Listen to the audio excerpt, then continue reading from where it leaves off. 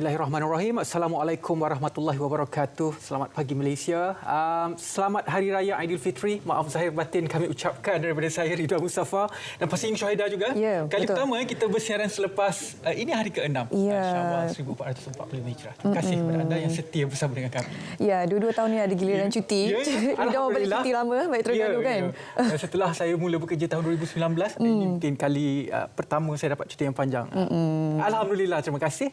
Mungkin semalam ramai yang balik ke kota dan menghadapi jam yang sangat panjang.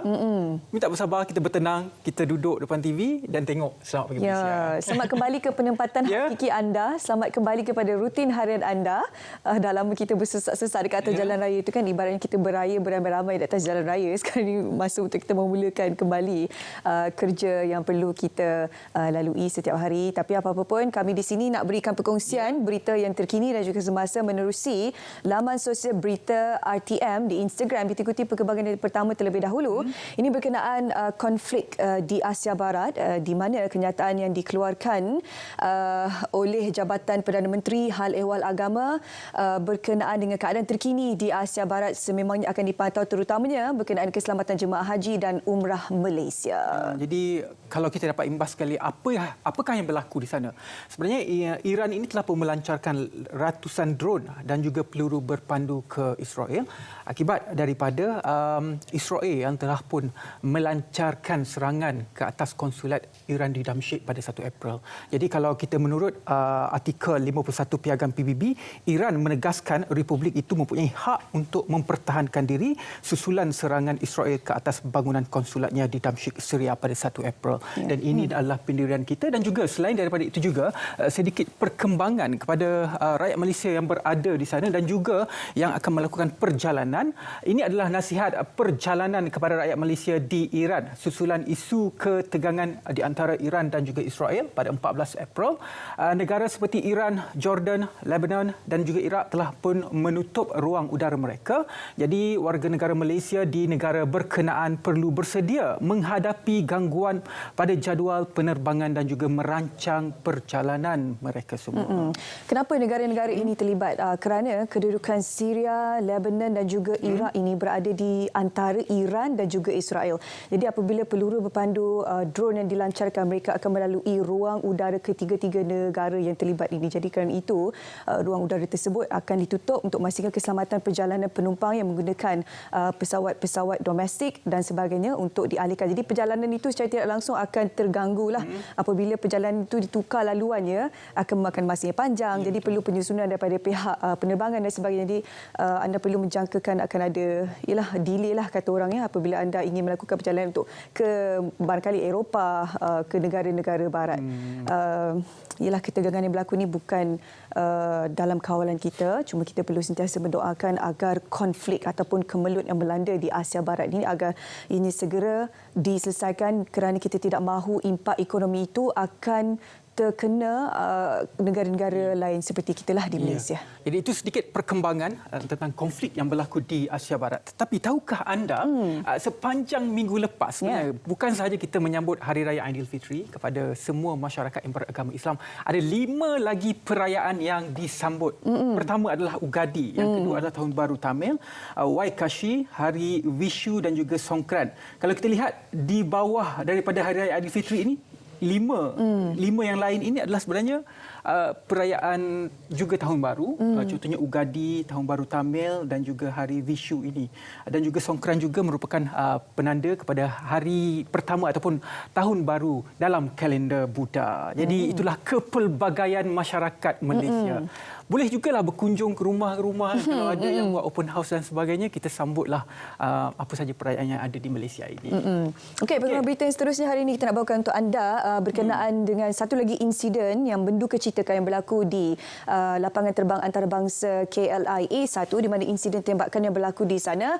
Ini dia siasatan daripada pihak polis. Akhirnya foto suspek sekarang ini diedar ke pintu masuk negara bagi pihak berkuasa negara jiran untuk memastikan tidak ada sebarang suspek yang akan keluar daripada sempadan Malaysia ini untuk menyelamatkan diri.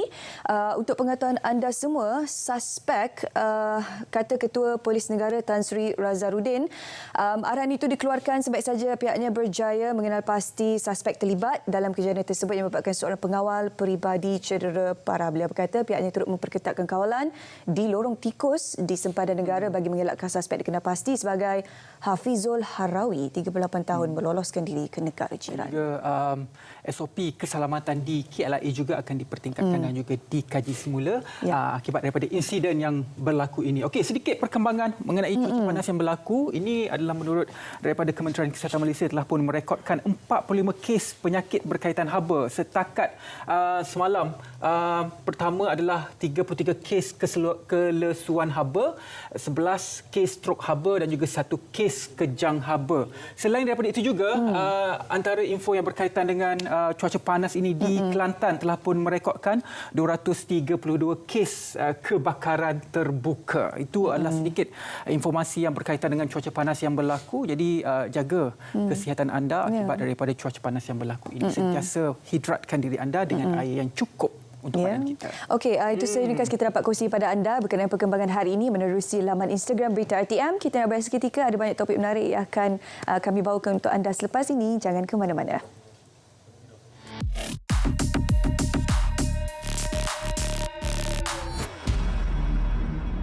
Lagi akaun media sosial mengaku milik Yang di-Pertuan Agong. Sekali pandang, ia tampak biasa. Namun jika diperhati, ia kelihatan meragukan. Penelitian pasukan biar betul mendapati akaun terbabit adalah palsu, menggunakan gambar dan nama sama, namun ia sebenarnya tiada kena-mengena dengan Seri Paduka Baginda. Biarpun akaun hanya dicipta suka-suka, namun ia dikhawatiri boleh mengelirukan masyarakat.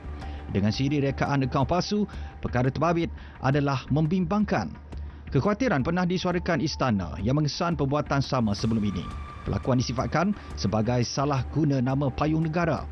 Orang ramai diingatkan tidak terpedaya. Penyamaran dan salah guna identiti merupakan jenayah. Terima bahan fitnah atau disyaki tidak betul, segera lapor ke MCMC. Biar betul, tak pasti, jangan kongsi.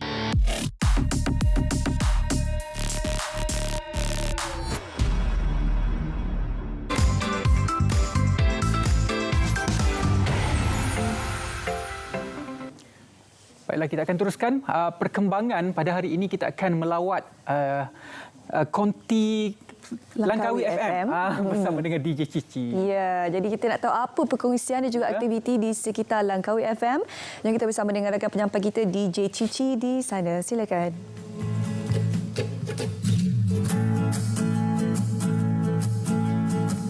Baik, terima kasih Syuhaida dan juga Ridwan di Selamat Pagi Malaysia hari ini. Salam 6 Syawal dari Cici dan juga warga kerja Langkawi FM untuk pagi ini. Seleksi pagi daripada Langkawi. Terima kasih kepada semua pendengar Langkawi FM yang telah pun setia bersama dengan kami kan. Sepanjang orang kata daripada Ramadan sampailah ke Syawal, sampailah, dan semoga kesetiaan itu kekal. Dan istimewa juga Aidilfitri tahun ini, Langkawi FM menerbitkan movie lagu raya. Boleh tonton di media sosial rasmi Langkawi FM. Di Facebook pun ada, Instagram pun ada, YouTube Langkawi FM pun ada. Bolehlah tengok kan. Berjoget-joget masing-masing, seronok kan. Nak menghiburkan anda semua. Baik, untuk seleksi pagi hari ini saya nak berkongsikan dengan anda berkenaan dengan pertambahan jumlah kenderaan dan pelancong ke Pulau Langkawi. Yang mana kenderaan masuk ke pulau ini bermula 10 April hingga 14 April 2024 dijangka melebihi 1,000 kenderaan menerusi dermaga Tanjung Lembung Langkawi. Dan menurut kenyataan yang dikongsikan oleh Langkawi Port Sdn Bhd, sepanjang tempoh 5 hari sebanyak 1,434 kenderaan dilaporkan akan masuk ke pulau ini menerusi Kuala Kedah dan juga Kuala Perlis, sekaligus menyaksikan berlakunya pertambahan pelancong ke Pulau Langkawi. Alhamdulillah kan, rezeki orang Langkawi selepas raya kan, Alhamdulillah. Dan selain itu dianggarkan tidak kurang 7,000 pengunjung ke pulau ini dalam tempoh itu, manakala pada sebanyak 1,445 pula akan memasuki pulau ini bermula 5 hingga 9 April 2024 dan bagi yang menampung pertambahan penumpang pejalan kaki di Dermaga Tanjung Lembung, sebuah dewan pelepasan baharu telah pun dibina untuk memberi keselesaan kepada pengguna yang mana dilengkapi dengan tandas, bilik penyusuan bayi dan juga tempat kita nak charge gadget-gadget kita tu kan, sebelum keluar pulang, mana tahu tak ada bateri last minute kan, susah juga kan. Baik, fasiliti baharu itu untuk kemudahan penumpang dengan keluasan 1,706 meter persegi dan mampu menampung sehingga 250 penumpang pada satu-satu masa dengan kos pembinaannya 1.6 juta ringgit. Baik, yang seterusnya saya nak berkongsi juga dengan anda yang mana Langkawi antara salah satu lokasi yang dicatatkan suhu panas kan. Gelombang haba di Langkawi ni kan, walaupun raya kan, gelombang haba tu tetap ada dan kena berhati-hati lah. Orang katakan cuaca panas ini boleh memberi kesan negatif kepada tubuh badan jika terlalu terdedah rama. Di Pulau Langkawi pula akan panas terik hampa, ya ampun kan. Baik, yang mana untuk mengekalkan kekal hidrat kita semua ni kan, kena pastikan minum air yang cukup, pakai pakaian yang bersesuaian raya-raya juga kan. Baik, saya kira setakat itu sahaja. Anda boleh ikuti kami di semua platform media sosial Langkawi FM dan saya kira setakat itu bukan saya daripada Langkawi. Kembali kepada Rizwan di studio. Selamat pagi Malaysia. Ridwan dan Syahidah, silakan. Baiklah, terima kasih banyak DJ Cici. Itu dia sedikit perkembangan dari Langkawi FM. Terima kasih dan juga selamat Hari Raya DJ Cici. Okey, kita nak saksikan ucapan Hari Raya. Ya, betul. Sebab kita masih lagi dalam mood Hari Raya hari ini. Jadi kita ada nak Hari Raya dekat sini. Ada Hari Raya bersempena dengan Hari Raya kita ni. Jadi kita nak sama-sama saksikan ada sikit ucapan raya yang kami bawakan untuk anda.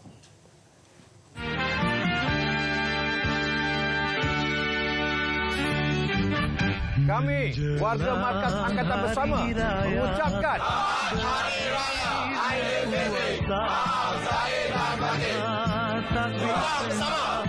Saya, Colonel Burhan bin Sagoni, bersama warga Malbat 85011, Misi Pengaman Selatan Lubnan, mengucapkan Selamat Hari Raya Aidilfitri. Maaf lahir dan batin.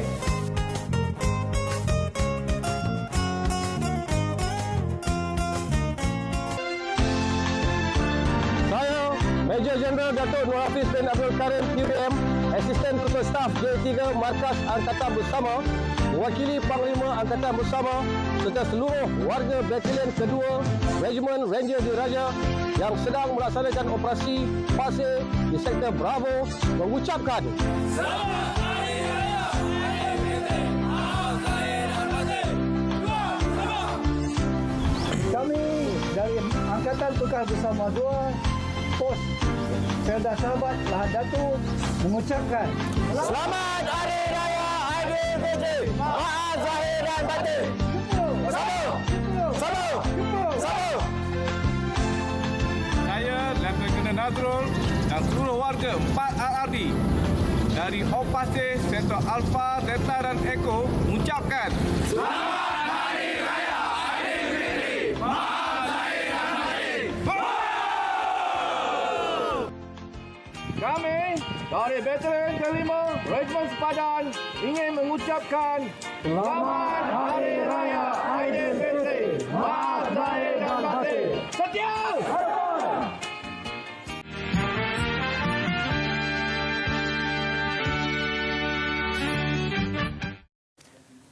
Kembali dalam Selamat Pagi Malaysia. Baiklah, kita bawakan satu topik perbincangan pada hari ini. Kita tidak pernah putus untuk kita membawakan perbincangan mengenai kesihatan mental. Hari ini untuk kita mengetahui bagaimanakah untuk kita cakna berkenaan dengan kesihatan mental, saya bawakan dua orang tetamu ke studio pada hari ini. Pertama, kita ada Puan Nur Arifah Cik Ahmad Tantowi, iaitu pengerusi Malaysia Mental Care Association, MiCare, dan juga kita ada Puan Rohana Ismail ataupun Cikgu Ana. Ya, salah seorang pejuang kecelaruan kemurungan meja. Jadi hari ini kita bawakan kepada anda semua berkenaan dengan kesihatan mental. Kita mulakan dahulu dengan Puan Arifah, bagaimanakah untuk kita memahami kesihatan mental? Bagaimanakah untuk kita menentukan seseorang itu mempunyai kesihatan mental yang sihat itu sendiri? Puan Arifah, silakan. Okey, terima kasih Encik Rizwan. Untuk kita tahu seseorang itu ada kesihatan mental yang baik, kita perlu tengoklah beberapa aspek daripada sokongan sosial, daripada apa orang kata dia punya macam mana dia kehidupan dia dapat mengatasi stres dengan baik, dapat buat kerja dengan baik. Itu antara salah satu apa orang kata ciri-ciri kesihatan mental yang baiklah. Bila mana kita dapat menghadapi tekanan yang ada dalam kehidupan kita seharian tu dengan baik. Kalau kita tengok berbeza pula dengan orang yang ada penyakit mental, mungkin dia adalah apa orang kata kecelaruan ataupun dia ada mengalami kesukaran kehidupan harian, nak buat kerja-kerja tertentu. Itulah kita kaitkan sikit dengan situasi hari raya yang kita sedang sambut sekarang. Ada orang kelihatan normal seperti biasa ketika bulan Ramadan, tetapi apabila tibanya Syawal, seolah-olah mereka mengelak untuk menghadapi Syawal tersebut. Kerana pada mereka tidak mahu melihat orang lain gembira, mereka rasa stres dan sebagainya. Kalau boleh tidak mahu melihat langsung telefon, kerana mereka tidak mampu untuk mencapai kebahagiaan seperti mana orang lain sampai. Tapi hanya pada waktu yang singkat itu. Bagaimana dalam situasi tersebut, Puan Arifah? Okey, kalau kita tengok raya ni, dia banyak tekanan-tekanan sosial yang kita boleh tengok pada hari raya lah. Contohnya, ada orang beli baju raya baru, kan? Kalau kita mungkin tak berkemampuan daripada untuk membeli baju raya baru, ada orang yang waktu raya dia perlu berjumpa dengan sanak saudara yang mungkin pada dia sebelum ni dia ada kisah-kisah yang tak berapa menarik dengan ahli keluarga. Itu antara tekanan-tekanan yang kita boleh lihatlah pada hari perayaan. Jadi sesetengah orang susahlah untuk kita apa orang kata untuk kita berhadapan dengan situasi yang mungkin boleh memberi trigger ataupun mengingatkan kita kepada trauma-trauma lampau, dan pada musim perayaan juga banyaklah perkara-perkara yang kita boleh tengok yang apa orang kata kita sendiri perlu ukurlah kemampuan. Kemampuan satunya daripada sudut keuangan, satu lagi kemampuan kita bersosial, kan. Ahli keluarga mana yang kita boleh jumpa, kan, ataupun jiran mana yang kita decide untuk berjumpa. Itu salah satu caralah untuk kita menjaga kesihatan mental yang baik pada perayaan. Cikgu Ana, saya difahamkan Cikgu Ana pernah mengalami kemurungan meja, didiagnos oleh doktor. Boleh ceritakan sedikit sejarah sehingga didiagnos kemurungan tersebut, Cikgu Ana? Okey. Lama sebenarnya sejarahnya. Saya bermula rasa something pada tahun 2012. 2012, kemudian saya disahkan menghidapi kemurungan meja pada tahun 2015. Perjalanan yang panjang. Sebelum tu saya macam tak perasan, kan, kita tetap kerja, pergi kerja dan sebagainya, tapi saya menghadapi tekanan di tempat kerja dan sebagainya, kan. Jadi saya bimbang, kadang-kadang saya kaki selalu kebas, tekak kering dan sebagainya, tapi macam saya ignore ajalah. Macam saya pergi jumpa doktor kata okey, stres. Dia bagi MC sehari 2 macam tu. Kemudian pada tahun 2015 tu lagi teruklah simptom-simptom yang kita kebas kaki, berdebar-debar dan sebagainya, bimbang yang orang kata kadang-kadang tak ada sebab, kan. Bimbang yang tak normal. Jadi kita tahu bimbang yang normal macam mana, kan. And then pada hari raya tahun 2015 saya collapse, saya rebah. Tapi saya tak pensan. Saya sedar. And then masa itulah pergi hospital semua. Buat medical. Lepas tu buat ringkasnya saya buat medical check up. Sebelum medical check up untuk fizikal. Jadi semua doktor kata okey. Semua clear lah. Maksudnya saya tak ada sakit-sakit fizikal, kan. And then baru saya cuba baca. Saya sendiri baca dulu tentang kemurungan dan sebagainya. Kemudian bila saya rasa saya ada simptom-simptom tu, saya minta pergi klinik komuniti tu, dan saya minta untuk dihantar ke psikiatri lah. Saya sendirilah yang minta. Cikgu Ana faham yang membezakan kemurungan meja dan juga kemurungan minor? Kemurungan meja ni maksudnya dia macam dia dia ada tahap-tahap dia kemurungan kan. Bagaimana? Kalau macam minor tu dia tak teruk sangatlah. Dia punya simptom tu macam kesedihan dan sebagainya, dia masih boleh keluar dan sebagainya. Macam saya memang langsung tak ada hati. Orang kata saya berada dalam keadaan hedonia. Maksudnya tak gembira langsung. Tak ada apa pun yang boleh menggembirakan saya. Bahkan sesuatu yang saya suka buat, saya jadi bukan saja sangat tak suka, saya rasa benci nak buat benda-benda tu.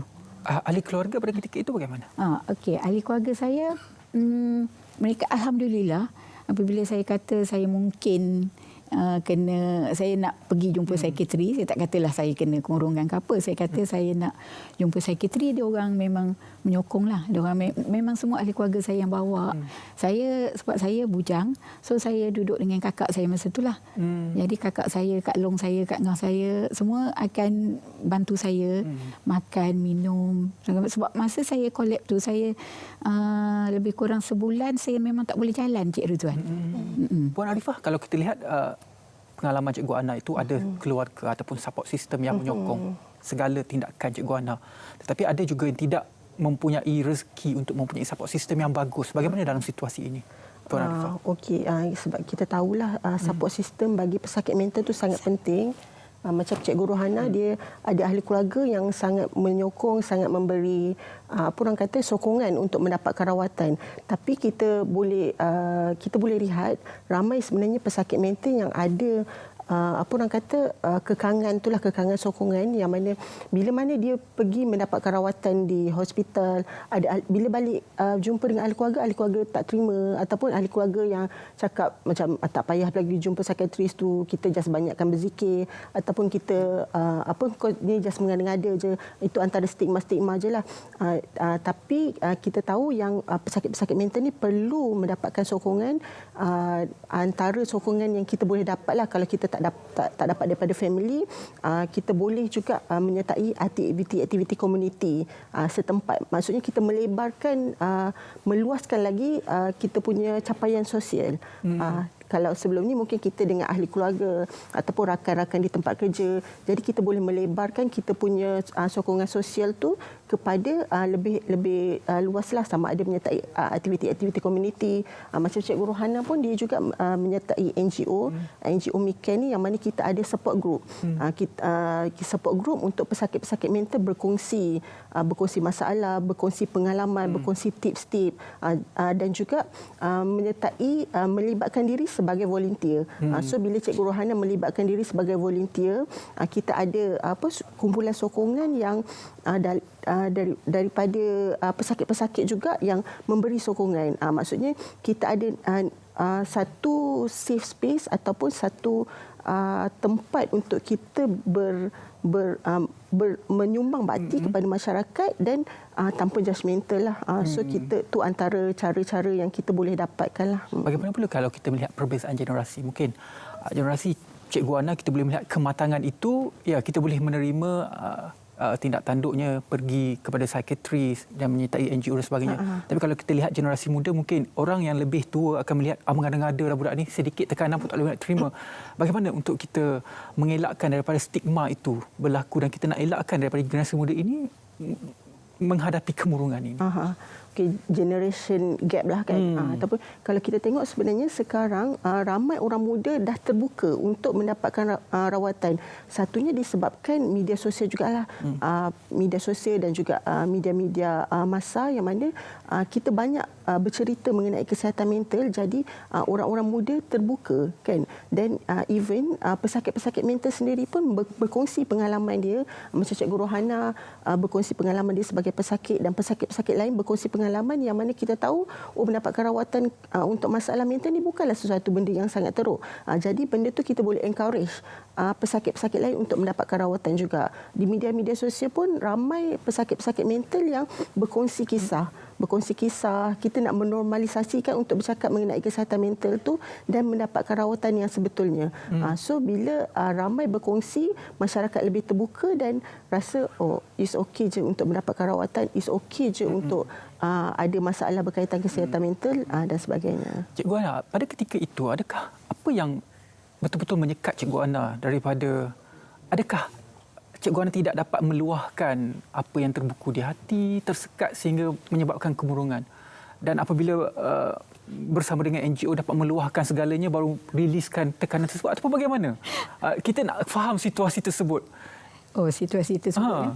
Saya macam okey, memang ada benda yang saya tak boleh luah sebab saya macam berada dalam keadaan orang kata ditelan mati mak di luar mati ayah. Kan? Ya, saya nak bercerita kepada family macam saya tak nak lagi. Saya nak bercerita kepada kawan, ada benda yang part yang saya cerita. Tapi saya masa tu saya lebih bercerita, kalau saya bercerita pun lebih bercerita kepada peristiwa, saya kurang masuk kepada emosi. Maksudnya saya macam menyembunyikan emosi saya lah. Kalau ada sesuatu peristiwa yang berlaku tu, maksudnya kita tak berkongsi emosi. Jadi emosi tu terpendam.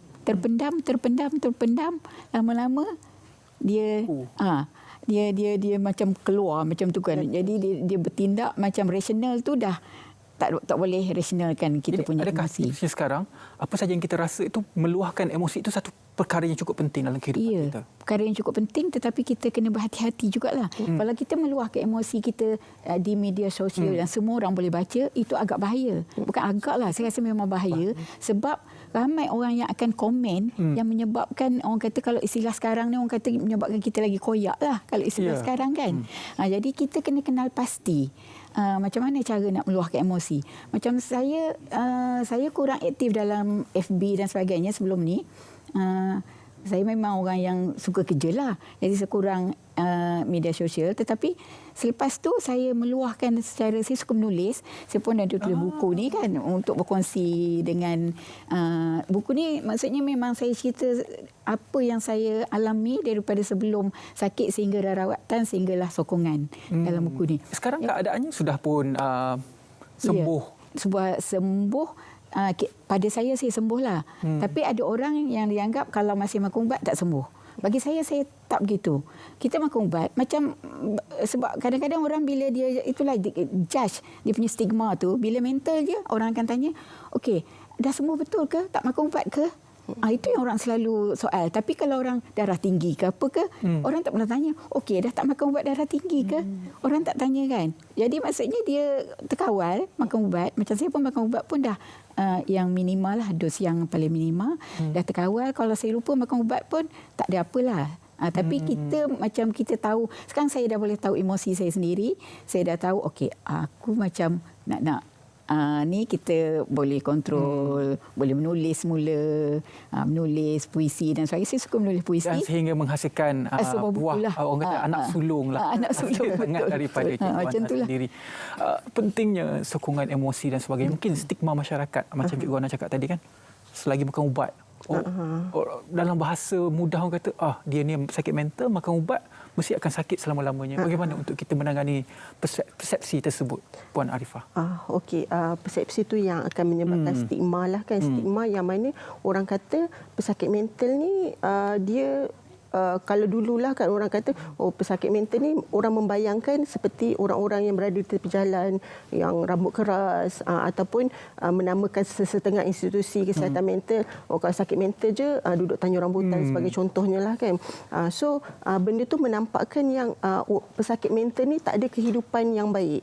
Tetapi hakikatnya kita boleh tengok Cikgu Ana boleh menulis buku, boleh sebelum ni bekerja dengan baik, mengajar, dan kita boleh tengok lebih ramai lagi sebenarnya orang-orang di luar sana yang apa orang kata mampu dengan rawatan yang betul, mampu bekerja, mampu ada family, mampu menyumbangkan bakti kepada komuniti. Itu ciri-ciri kesihatan mental yang baiklah kan. Jadi untuk menangani stigma tu kita perlu ada satu pendekatan untuk prevention ataupun advokasi lah, kesedaran. Kalau dengan adanya kesedaran tu orang ramai boleh tahu mengenai kesihatan mental, dengan betul. Maksudnya kita mendapatkan informasi-informasi yang tepat daripada pakar-pakar, daripada pemandiri yang berkongsi pengalaman, real life experience lah, dengan apa orang kata, supaya bila kita tengok pengalaman tu kita boleh tahu yang pesakit mental sebenarnya bukanlah seperti apa yang digambarkan di media. Puan Arifah, mungkin secara ringkas, kalaulah siapa yang menonton untuk mendapatkan khidmat nasihat dan juga sokongan daripada MiCare, bagaimana proses untuk melalui sehingga ke mendapat sentuhan daripada Puan Arifah? Okey, kita di MiCare kita banyak menyediakan program-program advokasi ataupun prevention berkenaan dengan kesihatan mental dan juga pencegahan bunuh diri. Jadi boleh je layari kita punya media sosial micare.my untuk mendapatkan informasi berkaitan kesihatan mental dan menyertai aktiviti-aktiviti yang adalah kita ada support group untuk pesakit-pesakit mental berkongsi, ruang selamat, dan juga kita juga ada program-program kesukarelawanan. Kita pergi memberi bantuan kecemasan psikologi kepada orang-orang yang mengalami krisis kesihatan mental. Okay, itu dia sedikit kepada anda semua berkenaan dengan perbincangan mengenai bagaimanakah untuk kita mengetahui situasi yang berlaku di sekeliling kita, terutamanya dalam aspek isu kesihatan mental ini. Terima kasih kepada kedua tetamu. Terima kasih kepada Puan Nur Arifah Cik Ahmad Tantowi, iaitu pengerusi Malaysia Mental Care Association, MiCare. Terima kasih dan juga tahniah juga diucapkan kepada Cikgu Ana, pejuang kecelaruan kemurungan meja, kerana sudi bersama dengan kita pada hari ini dalam berkongsi berkaitan dengan isu kesihatan mental. Baiklah, kita berehat seketika. Kita kembali selepas ini dalam Selamat Pagi Malaysia. Syahidah akan bersama dengan anda dalam SPM Sana Sini selepas ini. Selamat Pagi Malaysia.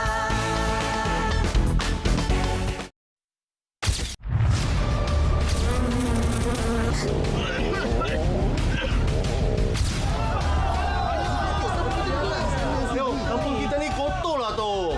Saya pun sudah sakit perut ni tu. Kata kita ramai-ramai gotong royong bersihkan kawasan kita. Selamat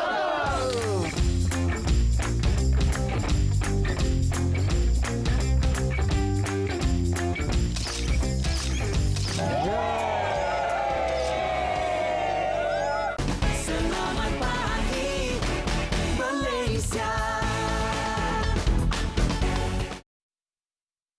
Kita patut jadi negara sihat. Kerana Islam itu menekankan keperluan menjaga kesihatan. Kami Malaysia nombor 1 dari segi penyakit kerana menelan, menghirup gula berlebihan. Kita perlu lihat bukan hanya gula putih kita ambil ni, tapi kita perlu lihat gula-gula yang tersembunyi. Contohnya kalau kita ambil makanan-makanan bertin, dalam tu dah ada gula dah. Kita ambil pula sos cili, sos tomato dan sebagainya, dalam tu pun dah ada gula. Kita pergi pula dekat kedai nasi kandar, bahkan pula yang berkuah-kuah semua kan, dalam tu pun dah ada gula tambahan.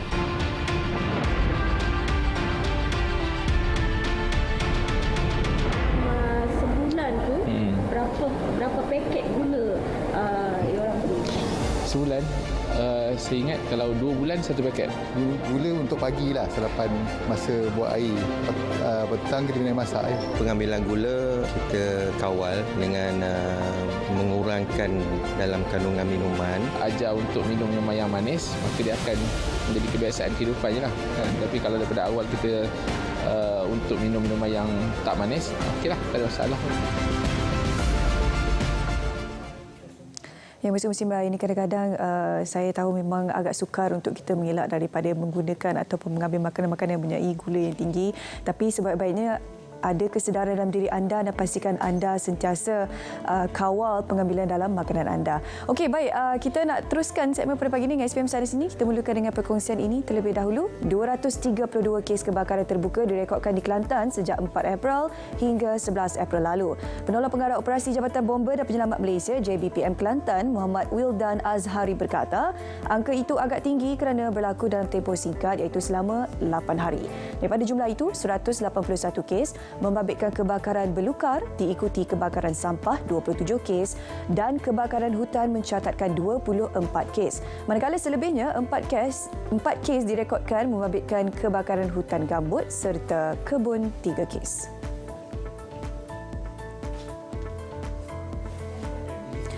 Tempahan rumah inap desa terutama ketika Aidilfitri memberi limpahan rezeki kepada pengusaha. Di Negeri Sembilan, tempahan inap desa musim perayaan telah penuh sejak Ramadan lagi.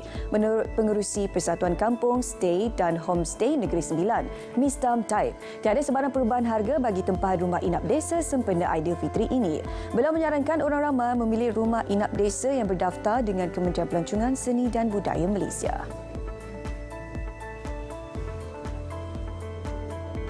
Program Rumah Mesra Rakyat RMR 2.0 mampu mempercepat peluang untuk pemohon yang layak memiliki kediaman sendiri dalam tempoh maksimum 3 bulan sahaja.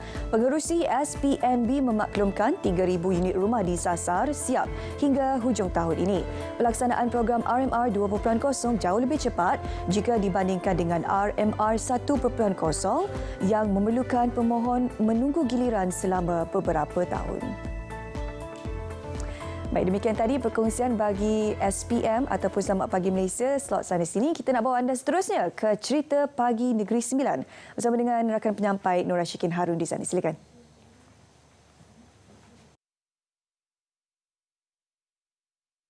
Baik, terima kasih. Assalamualaikum dan selamat pagi Malaysia. Kemeriahan Aidilfitri masih lagi diteruskan dengan penganjuran rumah terbuka dan hari ini saya berada di Balai Rasmi Undang Luak Johor dan bersama-sama saya ketika ini adalah pihak penganjur iaitu Tuan Muhammad Farid Datuk Muhammad. Baik Tuan, mungkin kita melihat sambutan Hari Raya Aidilfitri dengan penganjuran rumah terbuka di Balai Rasmi Undang Luak Johor ini setiap tahun mendapat sambutan yang menggalakkan. Mungkin Tuan boleh ceritakan sikit suasana itu. Alhamdulillah, tahun ini pihak Balai Undang sekali lagi dapat menganjurkan rumah terbuka. Suasana pagi ini, perkarangan Balai Undang telah dibanjiri oleh seluruh rakyat Malaysia daripada Luak Johor. YTM Selamat Mulia telah berkenan dan berangkat untuk menghadiri rumah terbuka pada pagi ini untuk menyantuni rakyat di Luak Johor. Baik, Tuan, mungkin kita melihat peranan Balai Rasmi Undang Luak Johor ini sebagai salah satu lokasi untuk menghimpunkan masyarakat pelbagai kaum. Mungkin apa pandangan Tuan lah melihat penganjuran Majlis Kerajaan sempena hari perayaan seperti hari ini? Peranan institusi Balai Undang sebagai pemesam pemerintah ataupun co-ruler memainkan peranan yang penting untuk menyatu padu rakyat berbilang kaum, sama ada Cina, India dan Melayu. Sehubungan itu, penganjuran ini sangat memberi makna pada warga kota dapat menghadiri sebelum berangkat pulang ke kota untuk menjalankan tugas masing-masing. Saya ada serangkap pantun membawa seraga pisang kaki semai anaknya serata desa. Rumah terbuka kongsi rezeki menyatu budaya perbilang bangsa. Baik, terima kasih banyak Tuan atas perkongsian itu. Jual pantun nampaknya tapi saya tak dapat nak beli. Baik, itu sahaja dahulu perkongsian cerita pagi dari Negeri Sembilan. Kembali ke Angkasa Puri Kota Media. Silakan. Baiklah, kembali dalam Selamat Pagi Malaysia. Topik yang cukup menarik untuk kita bawakan selepas ini berkaitan dengan bidang pendidikan. Tapi kali ini kita akan bawakan fokus terhadap pendidikan maritim di Malaysia. Betul. Pendidikan maritim yang kita akan kongsikan hari ini, bagaimana kemahiran ini perlu dipenuhi terutama untuk pasaran luasan kepada para graduan kita, terutama dalam bidang kemahiran. Kita bersama dengan dua orang tetamu di studio pada pagi ini. Saya perkenalkan terlebih dahulu iaitu Profesor Mada Teknologi Komandan Besar Dr. Aminuddin Mat Aruf, Dekan UniKL Malaysian Institute of Marine Engineering Technology. Juga kita bawakan Encik Syahrul Effendi Ahmad Tajuddin, Ketua Pegawai Eksekutif Labuan Shipyard and Engineering Sdn Bhd. Assalamualaikum, selamat pagi untuk kedua-duanya. Waalaikumsalam. Kita mulakan dengan doktor dahulu. Terima kasih. Saya rasa topik ini betul dekat juga dengan saya. Ya, betul. Doktor, bagaimana untuk kita melihat sekarang situasi ataupun status quo pendidikan marine ataupun teknologi marine itu di Malaysia sekarang? Okay, terima kasih Encik Rizwan. Pertama sekali terima kasih kerana mengundang saya dan juga UniKL ke siaran Selamat Pagi Malaysia pada pagi ini. Jadi alhamdulillah saya melihat perkembangan pendidikan bidang marine ini sebagai sesuatu yang positif dan sangat responsif kepada kehendak negara sebenarnya ya. Kalau dulu kita terlalu bergantung kepada negara luar untuk menghantar pelatih-pelatih kita untuk mengikuti latihan. Tapi sejak tahun 70-an misalnya, kita memperkenalkan program mekanik marine engineering di Politeknik Engku Omar, satu program, ya. Kemudian kita tubuhkan Alam pada tahun 77, iaitu Akademi Laut Malaysia yang memperkenalkan 2 diploma dalam bidang marine dan juga sijil-sijil jangka pendek. Dan seterusnya dia terus berkembanglah. Kita tubuhkan misalnya UniKL, sebuah fakulti marine yang dikenali sebagai nama Malaysian Institute of Marine Engineering Technology di Lumut, Perak. Dan saya rasa UMT pun selepas dia bertukar daripada KUSTEM menjadi UMT, dia memang lebih berfokus pada bidang marine. Ya, kalau tak silap saya, 4 daripada 6 fakultinya adalah fakulti marine. Kemudian yang terbaru, kita juga telah menubuhkan Politeknik Bagan Datuk di Perak juga, dekat dengan UniKL MIMET, yang berfokus pada marine. Ya. Pada mulanya mereka hanya memperkenalkan 1 diploma dan sekarang ni selepas berpindah ke kampus tetap di Bagan Datuk, mereka telah memperkenalkan lagi 3 atau 4 diploma program. Dan di pihak MARA sendiri, sebab UniKL adalah milik penuh MARA, kita memperkenalkan program-program marine ni berbentuk TVET Marine di IKM misalnya. Kita menawarkan sijil marine di IKM Berseri di Perlis, IKM Kuching di Sarawak, IKM Johor Bahru, dan kita juga memperkenalkan program-program offshore engineering di Kolej Kemaran Tinggi MARA Kemaman. Dan kita ada banyak lagi lah di Sarawak. Kita ada Sarawak Maritime Academy, dan kita juga ada Netherlands Maritime Institute, Netherlands Maritime University College, ya, di Johor Bahru. Dan saya rasa dia berkembang walaupun tidaklah tumbuh macam cendawan, tapi dia berkembang dengan terkawal dan bagi saya cukup untuk memenuhi keperluan tenaga marine negara lah. Ada banyak sebenarnya sektor pendidikan yang menyediakan pendidikan kepada anak-anak muda untuk menyambung pendidikan mereka dalam bidang marine kan. Bagaimana keperluan industri sekarang ini, kalau Tuan Syarif boleh kongsikan? Ya, terima kasih. Pertama kali saya juga ingin mengucapkan terima kasih menjemput Labuan Shipyard Engineering yang ada kolaborasi dengan pihak UniKL. Kami di bidang sektor industri, seperti kita ketahui bahawa Malaysia adalah satu negara yang pesisiran pantainya agak panjang, 4,600 km. Betul. Dan mempunyai pesisiran pantai yang panjang, kita mempunyai demand yang agak tinggi sepatutnya. Dalam bidang industri maritime di Malaysia, kita boleh lihat dia terbahagi kepada 3. Pertama adalah operasi perkapalan, pengurusan port dan terminal, dan juga pengurusan limbungan. Jadi kalau kita lihat kepada pencapaian yang ada buat masa ni, keperluan industri dari segi tenaga kerja atau tenaga mahir adalah amat-amat diperlukan. Seperti yang telah dibincangkan di United Nations satu ketika dahulu, United Nations Conference for Trade and Development mengatakan bahawa pertumbuhan ekonomi akan mencapai sebanyak 2.8% untuk 2024. Dan ini memberikan impak kepada keperluan tenaga kerja, di mana pertumbuhan ekonomi akan juga menghasilkan keperluan tenaga mahir dari segi untuk memenuhi operasi yang telah saya sebutkan tadi lah. Ada 3 operasi yang kita telah sebutkan tadi. Dan di samping itu juga, kita boleh lihat bahawa dalam bidang maritime sekarang, kemajuan teknologi telah mula menampakkan satu impak.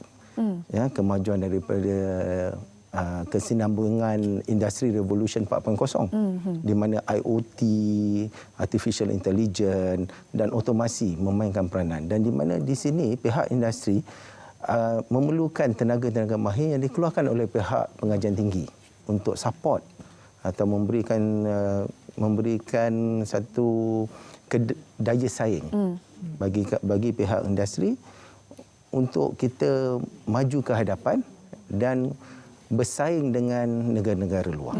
Jadi apa bentuk kolaborasi sedang dilaksanakan antara UniKL dan juga Labuan Shipyard Engineering ni? Okey, sekarang ni di bawah Labuan Shipyard Engineering, kami duduk di bawah Redimax Group. Okay. Dan Redimax Group mempunyai satu MOU di mana secara generalnya kita berkolaborasi di dalam pelbagai bidang. Okay. Tidak kira sama ada maritime sektor sahaja, tetapi di dalam segala bidang industri yang di mana Redimax Group mempunyai berkaitan dan di mana UniKL mempunyai kepakaran dan kemahiran, di situ kolaborasi akan berlaku. Jadi secara general we are supporting antara academician dan juga industri. Doktor, bagaimana doktor melihat keperluan sektor pekerja ini dalam bidang maritim ini? Kalau kita lihat di Pelantar, kita masih lagi menggunakan tenaga daripada Indonesia, Filipina dan negara-negara tersebut juga ada sektor pendidikan yang cukup berkelas dunia untuk menghasilkan pekerja-pekerja marin ini. Adakah pekerja yang kita hasilkan dalam bidang teknologi marin ataupun maritim ini tidak mencukupi untuk kita supply kepada industri pelantar minyak di Malaysia ini? Okey, dia sebenarnya itu sama ada cukup tak cukup tu memang jawapan yang sukar dijawab lah sebenarnya. Kerana bidang marin ni adalah bidang yang berlandaskan perkapalan lah sebenarnya. Dan perkapalan adalah sejenis pengangkutan. Dan pengangkutan dia sebenarnya dia punya jenis permintaan adalah derive demand lah. Ataupun permintaan terbitan. Jadi bila ada permintaan untuk gas exploration, oil exploration ataupun untuk berdagang, baru ada permintaan untuk perkapalan. Jadi bila ada permintaan untuk perkapalan, barulah ada pembinaan kepada shipyard untuk design, bina kapal dan sebagainya. Jadi dalam keadaan biasa, apa yang IPT lah di Malaysia ni keluarkan, kadang-kadang dalam bidang marin adalah mencukupi.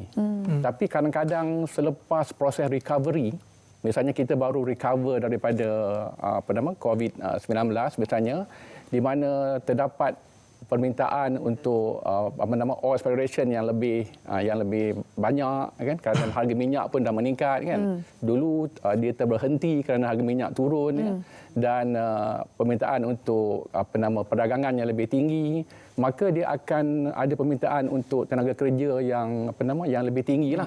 Jadi IPT sebenarnya memerlukan masa untuk melatihkan tenaga pakar ni ataupun semi skill workers juga ya. Sekurang-kurangnya semi skill perlukan 6 bulan dan setahun dan sebagainya.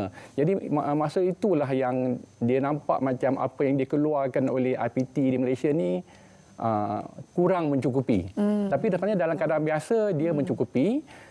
Dan sebenarnya misalnya kita contohnya di UniKL MIMED, kita ada 4 program diploma dan 5 program ijazah.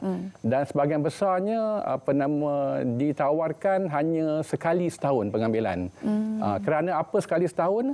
Kerana demand daripada anak-anak muda kita hanya kita boleh cukupkan kelas tu sekali je dalam setahun. Tapi apabila demand tu meningkat, kita boleh tingkatkan kepada 2 kali setahun pengambilan sebenarnya.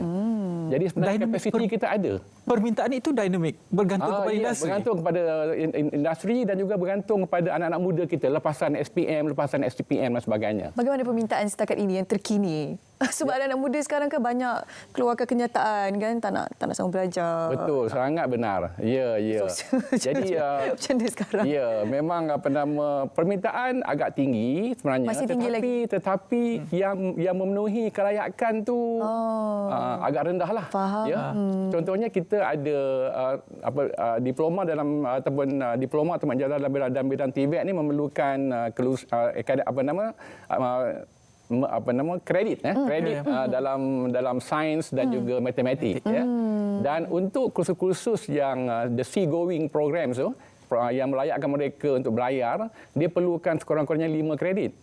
Untuk kursus-kursus seperti di shipyard untuk bekerja di ribungan kapal, di pelabuhan dan sebagainya, dia memerlukan 3 kredit, tetapi perlu juga ada sains dengan matematik ya.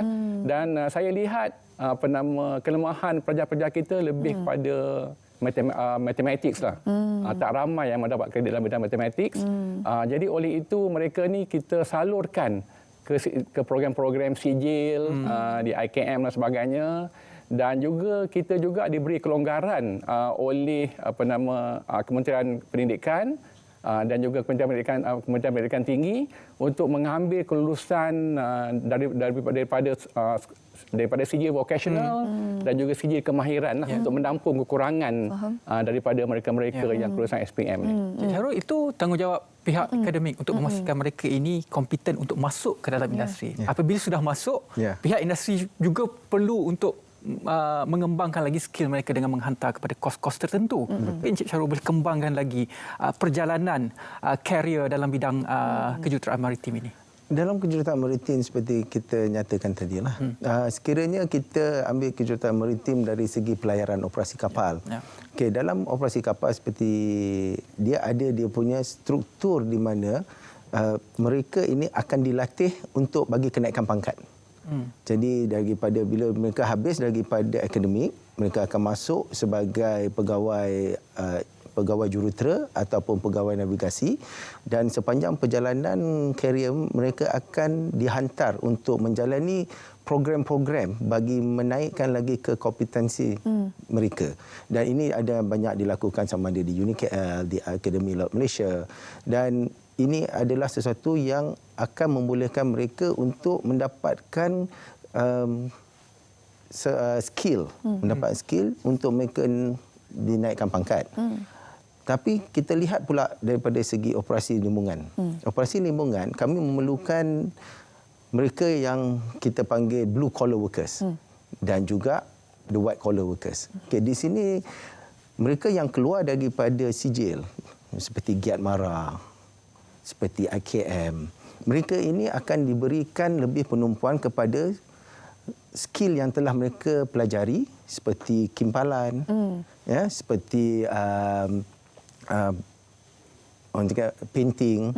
Jadi di sini mereka akan dihantar lebih lagi untuk mereka menajamkan lagi kemahiran mereka di institusi-institusi untuk short courses, untuk jangka-jangka pendek. Dan ini adalah juga satu aspirasi pihak industri untuk melahirkan tenaga kerja profesional. Seperti yang kita lihat banyak berlaku di luar negara, di mana seseorang yang datang daripada sijil boleh berjaya menjadi seorang CEO syarikat. Sebab mereka menjalani latihan ini. Jadi seperti yang Prof kata tadi, sekiranya kita tidak mencapai merit yang secukupnya untuk kita memasuki program ijazah, Doktor, program ijazah, itu tidak menandakan bahawa kita tidak boleh berjaya. Sebab industri akan sentiasa menyokong pekerja mereka jika mereka dapati pekerja ini mempunyai kebolehan dan kemahiran yang boleh dibantu, yang boleh dibentuk untuk kita menaik tarafkan kehidupan mereka. Jadi di LSE kita juga tak tinggal mereka yang bekerja di pejabat seperti finance, seperti HR. Kita menjalinkan hubungan rapat dengan HRD Corp. Di mana kita menghantar mereka sebanyak 16 jam dalam setahun untuk mereka menajamkan lagi skill yang mereka dah ada, supaya mereka juga ada kemajuan dari segi profesion mereka. Ini salah satu peluang yang baik sebenarnya, dan ramai pelajar tak nampak bagaimana sebenarnya mereka boleh mengembangkan kejayaan mereka dalam bidang ini kan. Betul. Mereka nampak itu apa yang dikomersialkan lah, tapi dalam bidang ni tak nampak. Jadi ini satu peluang yang baik sebenarnya kalau ada ibu bapa sedang menonton sekarang ini kan. Ada anak-anak yang mungkin tidak tahu ke mana hala tuju mereka. Mungkin boleh sarankan anak-anak anda untuk mencuba bidang kemahiran dalam maritim. Saya faham Ridwan sendiri pun dalam bidang sama kan? Senior saya mungkin. Oh, senior. Pernah dalam satu company. Betul. Doktor, kalau kita melihat berlaku juga kemerosotan, contohnya di UTM. Betul. Saya mendapat laporan kalau dahulu kalau batch saya satu kelas dalam bidang teknologi murid itu 40 sampai ke 50. Tapi sekarang nak sampai 20 pun susah. Betul. Adakah berlaku kemerosotan dari aspek penghasilan pekerja profesional berbanding dengan semi skill yang berada di IKM yang macam doktor sebut tadi, politeknik dan sebagainya. Dari segi nisbah itu bagaimana? Saya kurang pasti dengan nisbah yang tepat, tapi memang benarlah berlaku kemerosotan tenaga kerja mahir kerana dia bermula daripada sekolah, ya. Kerana di sekolah peratusan pelajar-pelajar dalam aliran STEM tu telah menurun sebenarnya. lebih ramai lagi yang mengambil aliran yang bukan STEM lah. Ya. Dan di peringkat universiti pun seperti yang saya maklumkan tadi adalah kita mempunyai masalah untuk mendapatkan bakal-bakal pelajar ni yang mendapat kredit dalam matematik. Saya rasa sains tak banyak masalah, matematik ni yang agak bermasalah.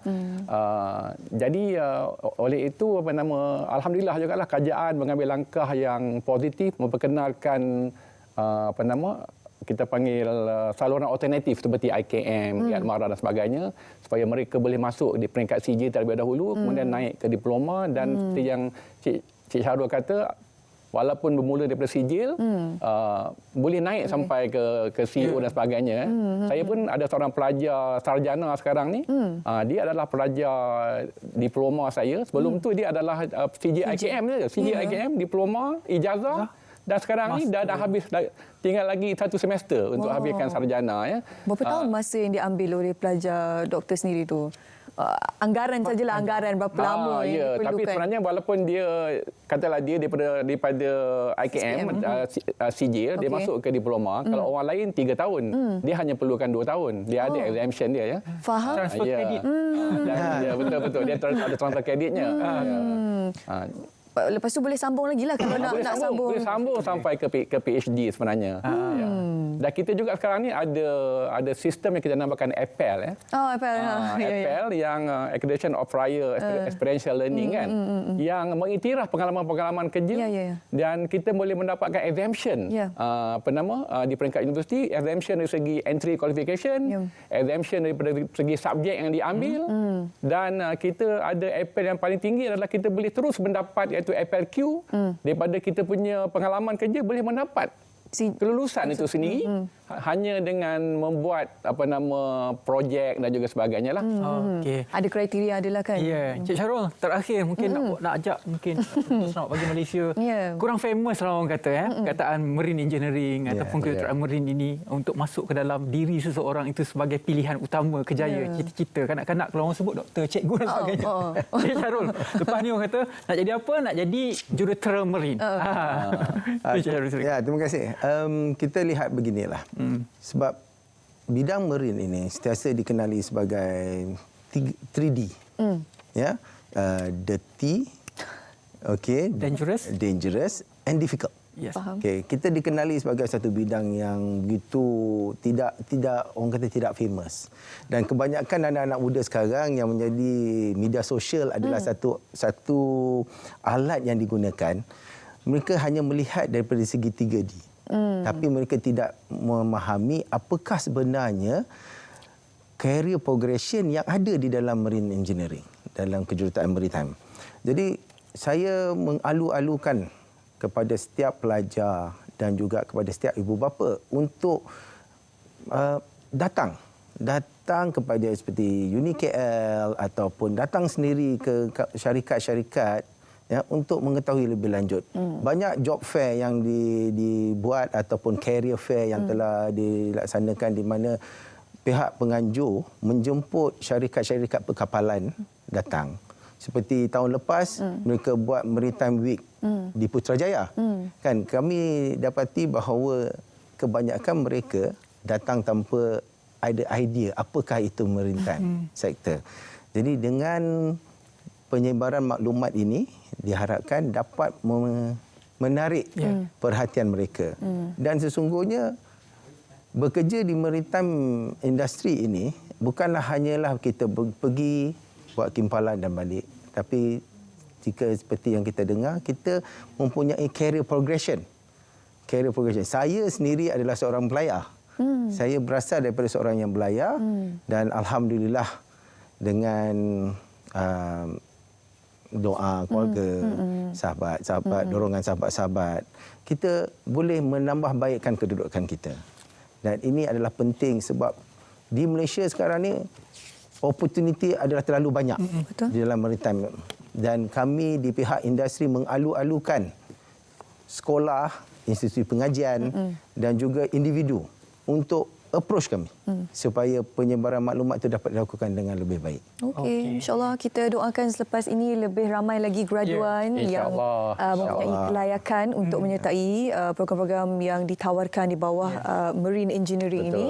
Terima kasih pada Doktor. Terima kasih Doktor. Terima kasih banyak. Dan kami juga mengucapkan terima kasih banyak daripada pihak industri kepada pihak RTM dalam memberikan peluang kepada pihak industri dapat mempromosikan industri maritime ini, dan kami berharap ini akan berlanjutan lagi. InsyaAllah. Ya. Terima kasih kepada kedua tetamu. Dan selepas ini kita akan ke cerita pagi negeri Perak. Ini adalah berkaitan dengan cerita lemang, makanan raya ni. Fahmi ada laporan berkenaan dengan cerita lemang di Perak ini. Fahmi, silakan. Baik, cerita pagi dari Perak hari ini saya bawakan kepada anda dari Kelabang Putra di Ipoh ini, dan seperti biasalah dalam bulan Syawal ini antara makanan tradisi yang sentiasa menjadi permintaan masyarakat di negara kita ini adalah lemang, dan juga di Kelabang Putra ini ada satu perniagaan lemang yang sentiasa mendapat sambutan, iaitu lemang Perak. Jadi pagi ini saya nak bersama dengan pengusahanya, Encik Samsul Izam. Assalamualaikum, selamat pagi. Waalaikumsalam, selamat pagi. Baik, Encik Samsul, kita nak berkongsi mengenai makanan tradisi lemang ini. Mungkin boleh kongsikan untuk tahun ini macam mana sambutan terhadap perniagaan lemang ni? Buat tahun ini alhamdulillah sangat-sangat memberangsangkan, sebab kita buka satu Ramadan tu kita buka order, satu Ramadan juga yang penuh order 2,000 batang lebih kurang. Lepas tu memang kita terpaksa tolak order lebih kurang dalam 3-4,000 batang. Tak mampu nak buat. Baik, dari segi tempahan tu bagaimana? Adakah tempahan daripada orang Ipoh saja ke ataupun ada daripada luar juga? Paling jauh setakat ini daripada Selama, Gopeng, Batu Gajah, Kuala Kangsar, memang tak ada terhad dekat Ipoh sajalah. Memang dia orang sanggup datang daripada Selama tu lah yang paling jauh yang saya tahu. Yang lain saya tak tahu lagi lah. Berbanding dengan tahun lepas, macam mana perniagaan tahun ni?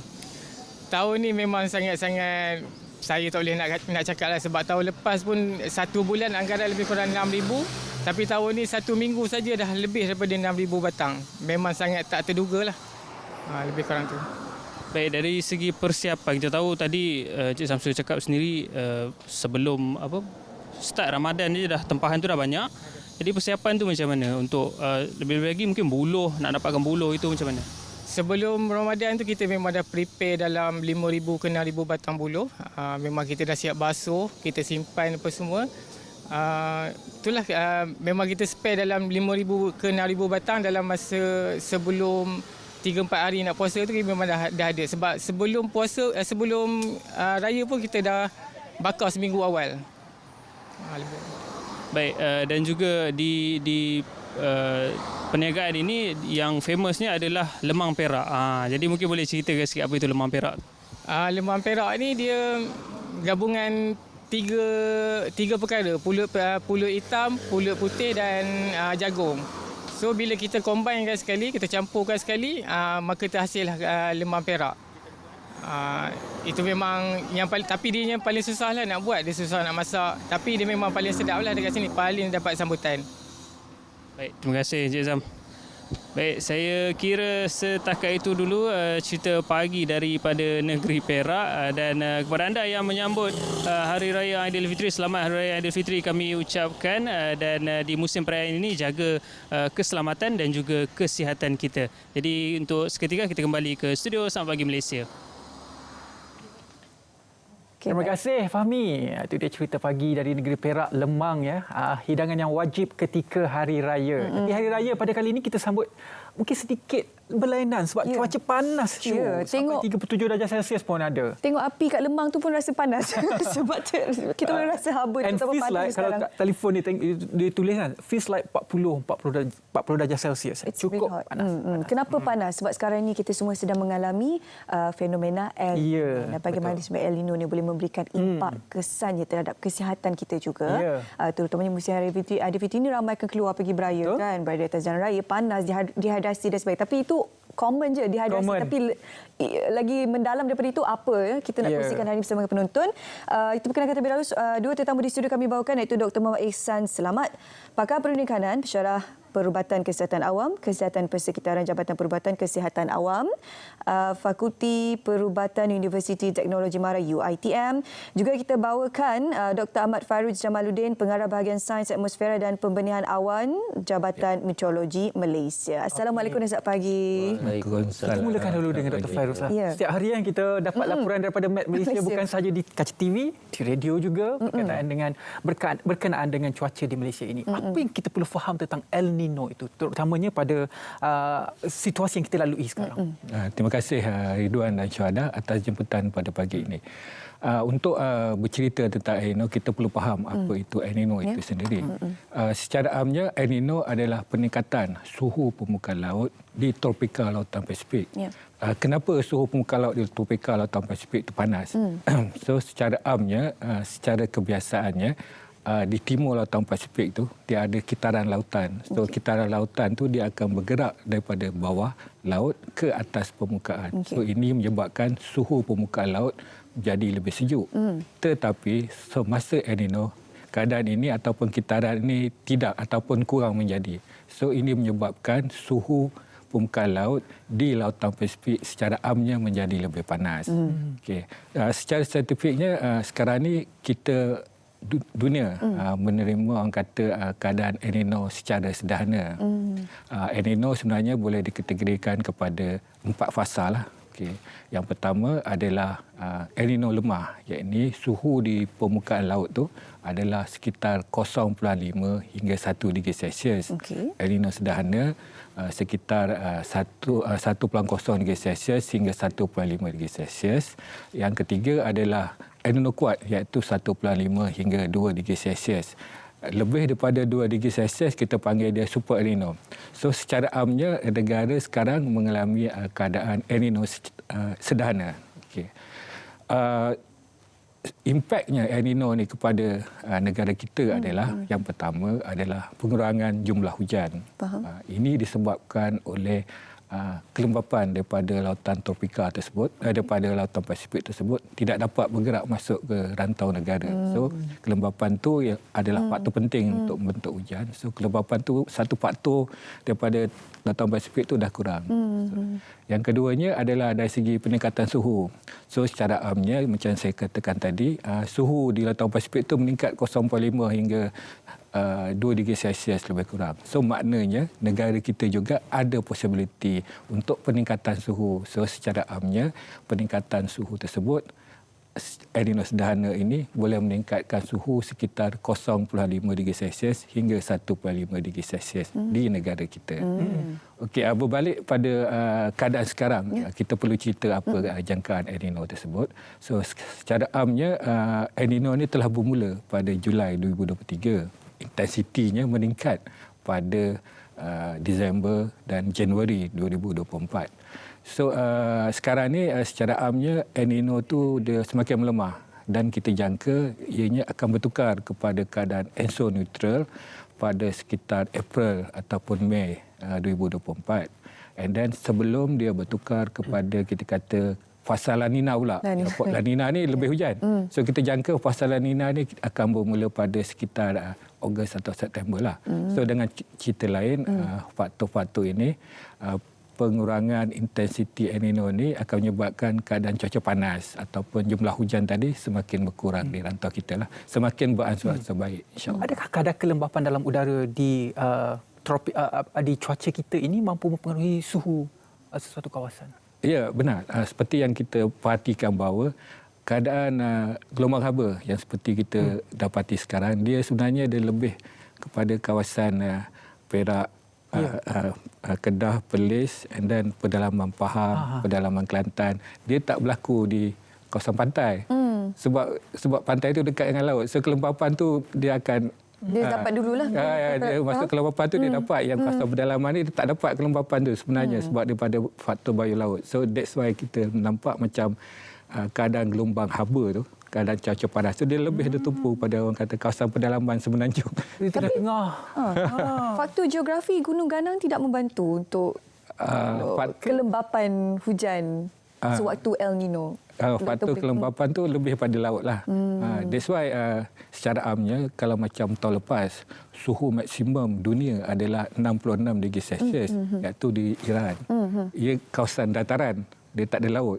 So, kawasan negara kita tak maksimum temperature suhu adalah 40 darjah Celsius sebab kita dikelilingi laut. Di Perlis kan?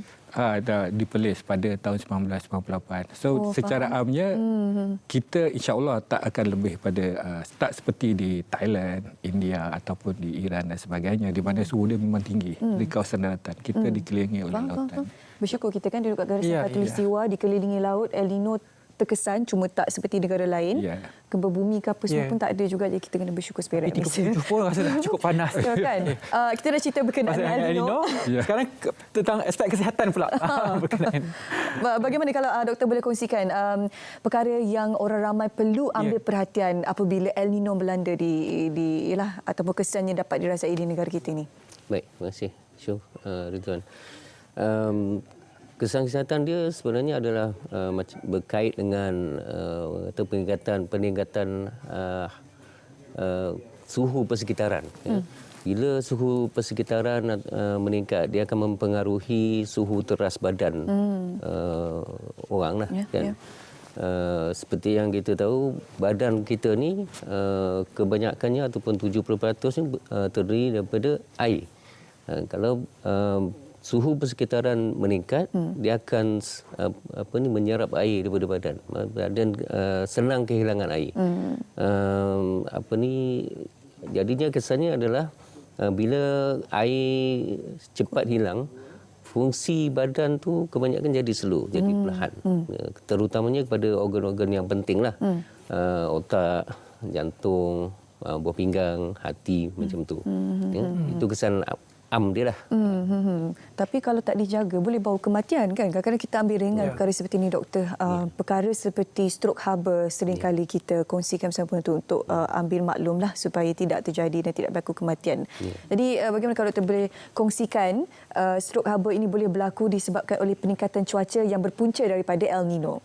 Ya. Seperti yang saya terangkan tadi lah, bila keadaan sekitaran panas, badan pun jadi macam tak berapa nak berfungsi dengan betul lah. Jadinya keadaan ni bila dibiarkan berlarutan, kesannya yang akhirnya akan boleh menyebabkan strok haba lah. Itu yang kesan akhir yang kita jangka lah kalau pendedahan tu berlaku berterusan sehingga menyebabkan strok haba. Dia awal-awalnya kita tak namakan dia strok haba, kita namakan dia kelesuan, keletihan. Jadi simptom-simptom tu kita boleh nampak sebenarnya, boleh nampak sebelum dia terjadi strok haba. Strok haba ni tak terjadi secara tiba-tiba, kita boleh nampak dia punya stage tu perlahan-lahan dari satu stage ke satu stage. Jadi kalau dibiarkan berlaku stage ni, akhirnya dia akan menyebabkan strok haba lah. Macam tu. Dr. Fairuz, dari aspek pertanian pula kan, dalam cuaca panas sebegini ada yang orang kata kesan positif. Contohnya kalau kita lihat perniagaan harum manis, dia cukup perlukan cuaca yang panas. Ada juga pokok-pokok bunga, kalau orang suka berkebun, pokok bunga kertas dia akan cantik dan juga berkembang pada waktu panas. Tapi ada tanaman yang sangat terkesan ketika waktu panas seperti El Nino ini. Bagaimana kalau kita perlu memahami situasi tersebut di Malaysia? Cuaca panas ada yang okey, ada yang tidak okey dari aspek pertanian. Ya, ada. So berbalik pada soalan tersebut, secara amnya El Nino ni dia tak panjang. So secara amnya dia dalam sekitar 9 bulan hingga 18 bulan. Ianya adalah orang kata fenomena cuaca secara jangka masa sederhana lah. So maksudnya so dari segi pertanian tu maksudnya di sini adalah ianya adalah bergantung seperti macam masalah penanaman padi dan sebagainya yang bergantung pada air. Dan juga tapi waktu untuk harum manis memang perlukan cuaca yang panas. Tapi dalam sekarang ni faktor El Nino ni ianya menyebabkan secara amnya cuaca panas tu makin meningkatlah. So okey. So tapi saya lebih orang kata berminat untuk bercerita macam mana kita pantau keadaan cuaca panas. Okay. Secara amnya Malaysia dia ada dua kategori pemantauan cuaca panas ni. Yang pertama adalah pemantauan cuaca gelombang haba, kejadian gelombang haba. Biasanya gelombang haba ni dikaitkan dengan isu seperti yang dikatakan oleh doktor tadi, kelesuan haba ataupun strok haba. Di Malaysia kita memantau cuaca panas ni ataupun suhu ni menggunakan lebih kurang 250 stesen meteorologi di seluruh negara. Selain pada itu, kita juga memantau lembaya ungu ataupun ultraviolet. So ultraviolet ni seringkali kita kaitkan juga dengan isu-isu sunburn, radang mata dan juga dari segi masalah-masalah kulit. So ada dua isu, ada dua benda yang kita monitor sebenarnya. So seperti yang kita tahu dalam 2-3 minggu yang lepas, so kebanyakan kawasan di semenanjung Malaysia dan juga di Sabah, dia telah mengalami orang kata keadaan gelombang haba tahap 1, iaitu suhu melebihi 35 darjah Celsius untuk 3 hari berturut-turut. Malahan beberapa kawasan seperti di Perlis, Kedah, Utara Perak, di pedalaman Pahang seperti di Jerantut dan Raub, dan juga di pedalaman Kelantan seperti Gua Mesang mencatatkan suhu lebih daripada 37 darjah Celsius untuk 3 hari berturut-turut. Suhu maksimum yang dicatatkan pada tahun ini adalah 38.6 darjah Celsius yang berlaku di Cuping pada 7 April 2024. Itu dari segi pemantauan gelombang haba. Dari segi pemantauan ultraviolet pula, so kita dapati pada sekitar bulan Mac dan April ni, indeks ultraviolet tu adalah sekitar 8 hingga 15 indeks. Definisi dia apabila indeks itu lebih pada 11, ianya bermaksud keadaan UV itu adalah ekstrim. So kita dah lebih, ada beberapa kebanyakan hari ada lebih pada 11 pun. So maksudnya di sini Map Malaysia menyarankan supaya orang ramai supaya sentiasa peka dan juga bila orang kata berada di luar rumah dan sebagainya untuk sentiasa memakai pakaian pelindung matahari seperti pakaian baju lengan panas panjang, topi dan kacamata hitam. So yang ini adalah penting supaya untuk mengelakkan orang kata kita daripada menghadapi masalah-masalah kesihatan. Dr. Ihsan, berapa sebenarnya cuaca yang sesuai untuk Malaysia, kita untuk manusia lah terutamanya kan, supaya tidak sampai ke kelesuan haba, ke strok haba, ideal temperature untuk badan manusia sebenarnya kat luar? Baik, okey. Kalau nak ikutkan suhu teras badan manusia tu dia dalam kurang daripada 36.9 lah. Itu maknanya kalau lebih daripada itu kita akan katakan demam. Demam tu panas ya. Tetapi bila suhu di luar kita panggil ambient temperature tu, ambient temperature tu kita perlukan dalam lebih kurang 25 hingga ke 27, 28. Oh, that's the ideal temperature. Ya, itu ideal lah. Tu maknanya kalau tinggi lagi daripada tu, kita katakan macam kita berada dalam bilik biasa tu 30 darjah Celsius tu okey. Masih lagi okey.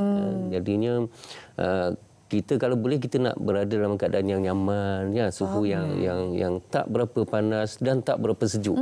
Itu yang saya katakan dalam 25 hingga 29 macam tu dah. Tapi kalau 30 darjah Celsius dalam ruangan yang tertutup, maksudnya tidak ada sinaran, okeylah maksudnya. Okey, masih lagi okey. Dengan syarat ventilasi tempat tu bagus. Kita tak nak kita duduk dalam satu bilik walaupun suhu dia 29-30 tapi udara still dia tak jalan. Itu tak berapa baguslah. Kita nak suasana yang udara tu bergerak. Bergerak bertukar macam tu. Dan baru itu kita namakan suasana yang orang kata ideal lah untuk kita berada. Ni doktor kan raya kan Ridwan dan juga Dr. Fairuz kan, bila hari raya ni kita balik kampung. Kampung kan banyak rumah kayu, atap zinc. Itu akan secara tidak langsung bila kampung atap zinc, lepas tu rendah pula tu, secara tidak langsung dia akan memerangkap haba. Nasihat doktor, kadang kita dah beraya takkan Courtesy kita beraya, takkan kita nak komplain pula rumah orang, doktor. Jadi apa cadangan daripada doktor apabila kita dalam musim perayaan, kan, suasana untuk kita berhari raya, tapi kita berada keadaan El Nino, lepas tu mungkin keadaan penempatan ataupun rumah yang dikunjungi itu kurang sesuai. Apa yang individu tersebut boleh laksanakan, doktor? Baik, okey. Itu memang cabaran lah, cabaran kita yang duduk di kampung, ya. Tapi orang kampung dah biasa dah kan. Cumanya orang yang daripada bandar ni bila balik kampung, tu mak tok ni panas. Jadi setengah rumah tu dia ada dua tingkat kan. Rumah atas yang beratap zinc tu rumah atas yang biasanya panas tu. Dan biasanya mereka ni tak duduk rumah atas pun, rumah bawah ada kan. Betul. Orang akan turun bawah untuk mendapatkan suasana yang lebih selesa. Lebih dia punya kepanasan tu kurang daripada rumah atas. Biasanya orang tak duduk kat rumah atas. Kalau duduk pun kita akan pastikan supaya tingkap dibuka supaya udara tu bergerak laju. Walaupun panas, udara tu bila dia lalu macam tu dia tak menyebabkan kepanasan yang lebih lah. Macam itulah. Ada ventilation lah. Kalau dapat rumah kampung tepi sawah, dia bergerak, angin tu dia akan nyaman lah. Angin tu perlu bergerak. Okey, ada beberapa minit lagi. Kita kembali kepada Dr. Fairuz. Pemberian awan, bagaimana? Apa yang kita perlu faham? Sebab saya difahamkan, ia juga melibatkan penggunaan garam. Apa kesan kepada masyarakat sekeliling yang tempat yang kita melakukan pemberian awan tersebut, Dr. Fairuz? Untuk pemberian awan kita menggunakan garam biasa, seperti garam yang kita buat masakan tu sebenarnya. So cuma kita menggunakan garam yang paling halus lah, yang paling halus, and then kita larutkan ianya di dalam air, and then kita sembur secara amnya di kawasan di dalam awan lah. Untuk sepanjang tahun ni, tahun 2024 ni, kita Jabatan Meteorologi Malaysia dengan kerjasama Agensi Pengurusan Bencana Negara dan juga pihak Tentera Udara Diraja Malaysia telah melakukan 5 hari operasi pemberian awan. Yang pertama, operasi pertama yang kita lakukan adalah pada 27 dan 28 Februari 2024, bertujuan untuk meningkatkan paras empangan di Bukit Merah, empangan Bukit Merah di Perak, empangan Teluk Hitam di Pulau Pinang dan juga empangan Teluk Bahang di Pulau Pinang. Selanjutnya pada 28, 29 dan 30 Mac 2024, kita juga telah buat operasi pemberian awan di Sabah. Kita buat di Papar, di Lahad Datu dan juga di Sandakan. Tujuannya adalah untuk orang kata meningkatkan kemampuan sungai ataupun empangan untuk membekalkan sumber air minuman kepada kawasan-kawasan tersebut. Secara amnya, pada 5 hari operasi pemberian awan itu dilakukan, kita dah dapat targetlah, capai output apa yang kita hendak. Berbalik pada soalan tadi yang berkaitan dengan apa yang kita perlu tahu, apa yang kita perlu tahu bila nak buat operasi pemberian awan. Secara amnya, operasi pemberian awan itu dilakukan apabila dia mematuhi 3 kriteria. So, yang pertama, atmosfera perlu lembap. So, kita perlu ada kelembapan untuk membuat hujan. Okey. Yang keduanya adalah keperluan supaya ada awan. So, kalau tak ada awan, kita tak boleh nak sit dah. Kalau kita benihkan pun dia akan turun ke bawah. So, kita perlu ada awan, and then awan tu dia akan bawa cloud condensation nuklear ataupun partikel-partikel air tadi, garam tadi, untuk naik ke atas dan bentuk awan yang lebih besar. Dan lebih maksudnya di sini operasi pemberian awan tu selain dia menghasilkan hujan, dia juga target untuk menghasilkan droplet, rain droplet tu menjadi lebih besar. Dia kumpul lebih banyak moisture. So yang ketiganya adalah faktor angin. So angin perlulah tidak terlalu kencang. So kalau angin kencang, dia akan orang kata dia akan potong ataupun dia akan hanyutkan awan tu ke tempat lain. So seperti itu juga lokasi tempat yang perlu melakukan pemberian awan tu perlulah careful. Kita kena tengok dia punya topografi dan sebagainya supaya hujan yang terhasil itu adalah tepat di lokasi. Kalau tidak, ianya akan menjadi orang kata usaha yang sia-sia. So ya, yalah. Nak cerita lebih lagi. Menarik sebenarnya. Okey, sedikit saranan lah daripada doktor sendiri kan, Dr. Iksan sendiri untuk penonton Tak Pagi Malaysia supaya lebih berhati-hati ketika cuaca panas yang sedang melanda sekarang ini. Baik, okey. Yang paling penting sekali adalah kita kena cakna diri sendirilah. Cakna diri sendiri. Kita tahu macam mana keadaan diri kita kan. Bila kita rasa macam rasa letih, lesu, tak berapa bermaya nak buat satu benda tu, kita kena retreat lah, pergi ke tempat yang cuaca dia lebih rendah, redup, pergi ke tempat teduh, jangan banyakkan aktiviti di luar rumah yang boleh menyebabkan pendedahan kepada matahari secara terus. Kepada ibu bapa, minta tolonglah pantau anak-anak. Anak-anak kita ni, dia ni suka main macam-macam benda kan, bau panas. Kita tak naklah mereka ni terdedah kepada cuaca panas yang melampau lah. Jadi maknanya kena kurangkan aktiviti seperti itu. Dan juga kalau boleh pakai pakaian yang mudah melantunkan semula haba, pakaian berwarna cerah, jangan gelap, warna hitam. dan juga fabrik tu kena yang lebih sesuai lah untuk dia senang serap peluh dan juga ringan. Dia tak menyebabkan kita rasa cepat panas masa pakai tu. Dan juga kalau cuba berteduh banyaklah, stay indoor. Orang kata jangan dedahkan diri terlalu lama di luar yang berkeadaan panas. Minum air mencukupi. Terima kasih Dr. Ihsan, Dr. Fairuz untuk kongsi berkenaan dengan topik kita hari ini, El Nino. Risiko kesihatan dan juga alam sekitar. Terima kasih kepada kedua-dua tetamu. Baiklah, kita akan ke Map Malaysia untuk kita ketahui tinjauan cuaca pada hari ini.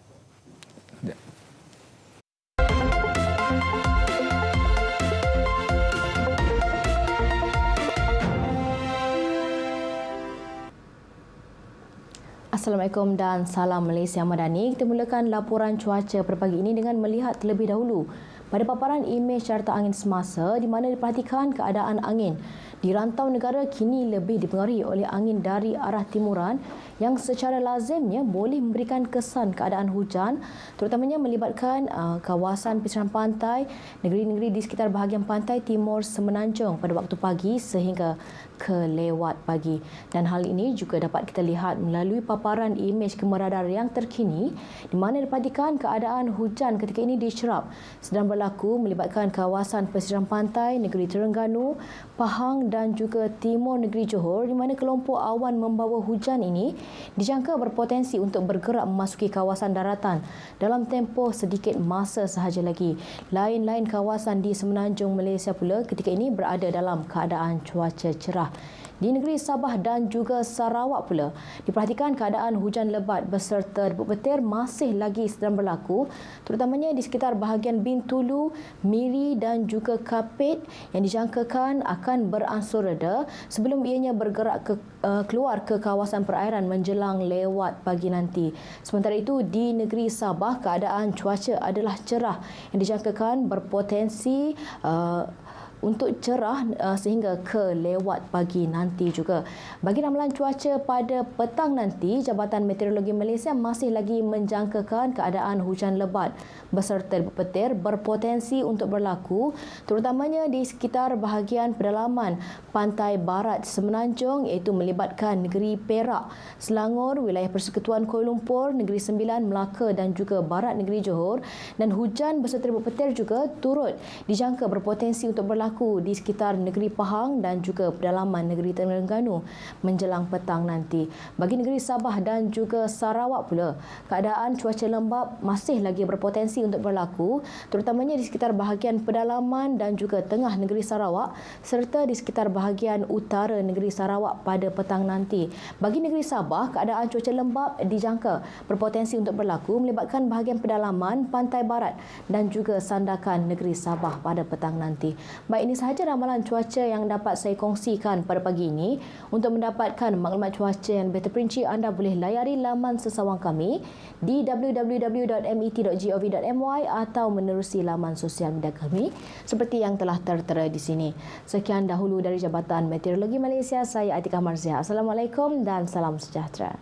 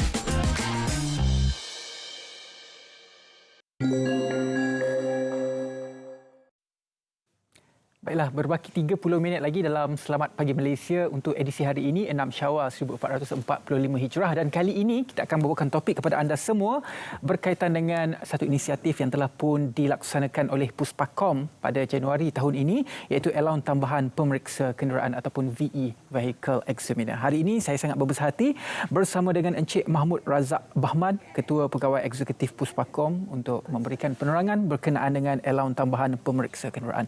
Selamat datang ke Selamat Pagi Malaysia dan juga selamat Hari Raya, Encik Mahmud. Terima kasih, selamat Hari Raya. Baiklah, kalau kita lihat ini adalah salah satu inisiatif yang dilaksanakan dan juga telah pun memberi manfaat kepada hampir 900 pekerja yang layak kepada tiga kategori, iaitu VE, SVE dan juga OS. Bagaimana Encik Mahmud melihat rasionalnya untuk melakukan inisiatif ini terhadap VE ini ataupun Vehicle Examiner? Rasional dia simple lah, sebab Vehicle Examiner ataupun pemeriksa kenderaan ini adalah mereka yang melakukan kerja-kerja yang amat penting. Mereka lah memastikan kenderaan yang dihantar ke Puspakom itu kenderaan yang mempunyai roadworthiness untuk bergerak di jalan raya, memastikan keselamatan jalan raya. Jadi rasional dia simple. Satu ialah memastikan pekerja mendapat pulangan dari kerja ataupun hasil kerja dia yang berpatutan dengan kerja yang dilakukan. Nombor dua ialah memastikan mereka itu faham bahawa sebagai majikan kami faham kekangan-kekangan yang mereka ada, sebab kita tahu cost of living meningkat, kan, kos hidup yang agak tinggi sekarang ni. Dan kerja ini juga bukan kerja yang senang, kerja very technical kerja ini. Jadi ini sebagai satu penghargaan dan juga motivasi kepada mereka untuk terus menerus menjalankan tugas mereka dengan baik di Puspakom sebagai Vehicle Examiner ataupun pemeriksa kenderaan. Bagaimana Encik Mahmud melihat inisiatif ini? Dia mampu untuk meningkatkan motivasi, tapi yang paling utama adalah untuk mengekalkan standard pekerjaan tersebut ataupun standard profesionalism ketika bekerja. Bagaimana? Jadi saya sebut tadi, kerja sebagai seorang VE ini memang sukar. Masa saya baru masuk di Puspakom, saya jadilah VE for a day. Jadi saya melakukan pemeriksaan untuk kenderaan saya sendiri, dan kenderaan itu gagal. Sebab maksudnya saya tak ada kemahiran teknikal. Jadi sebagai allowance ni dianggap sebagai satu motivasi kepada mereka ini untuk terus bekerja dengan cekap dan dengan kompeten dalam memastikan semua kenderaan pelanggan itu diperiksa dengan baik, breknya, lampunya, sistem gantungan atau suspensionnya juga dijaga dengan baik. Jadi mereka apabila ada allowance tambahan ini, ia memotivasikan mereka untuk terus bekerja dengan kompeten dan ada satu, mungkin ada kesedaran atau kesyukuran di dalam jiwa mereka bahawa majikan mereka adalah majikan yang prihatin terhadap segala yang mereka lalui lah.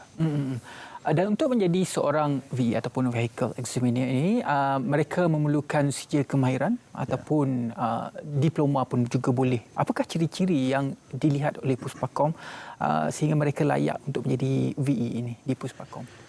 Saya kategorikan seorang VE yang bagus ni ada dua kategori. Pertama, kategori yang perlu ada. Pertama ialah keupayaan dari segi teknikal, technical skills dia yang bagus.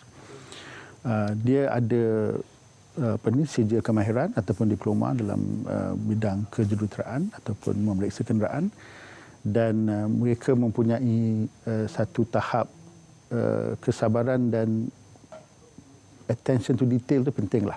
Dia kena tahu, dia mesti rapi kerja dia, kerana kita bercakap tentang keselamatan kenderaan.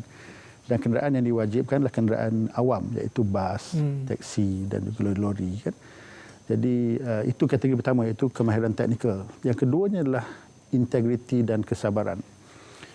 Dalam tugas sebagai seorang VE ini, dia bekerja dalam keadaan yang penuh asap dan kadang-kadang panas dan masuk ke dalam pit di bawah lorong pemeriksaan.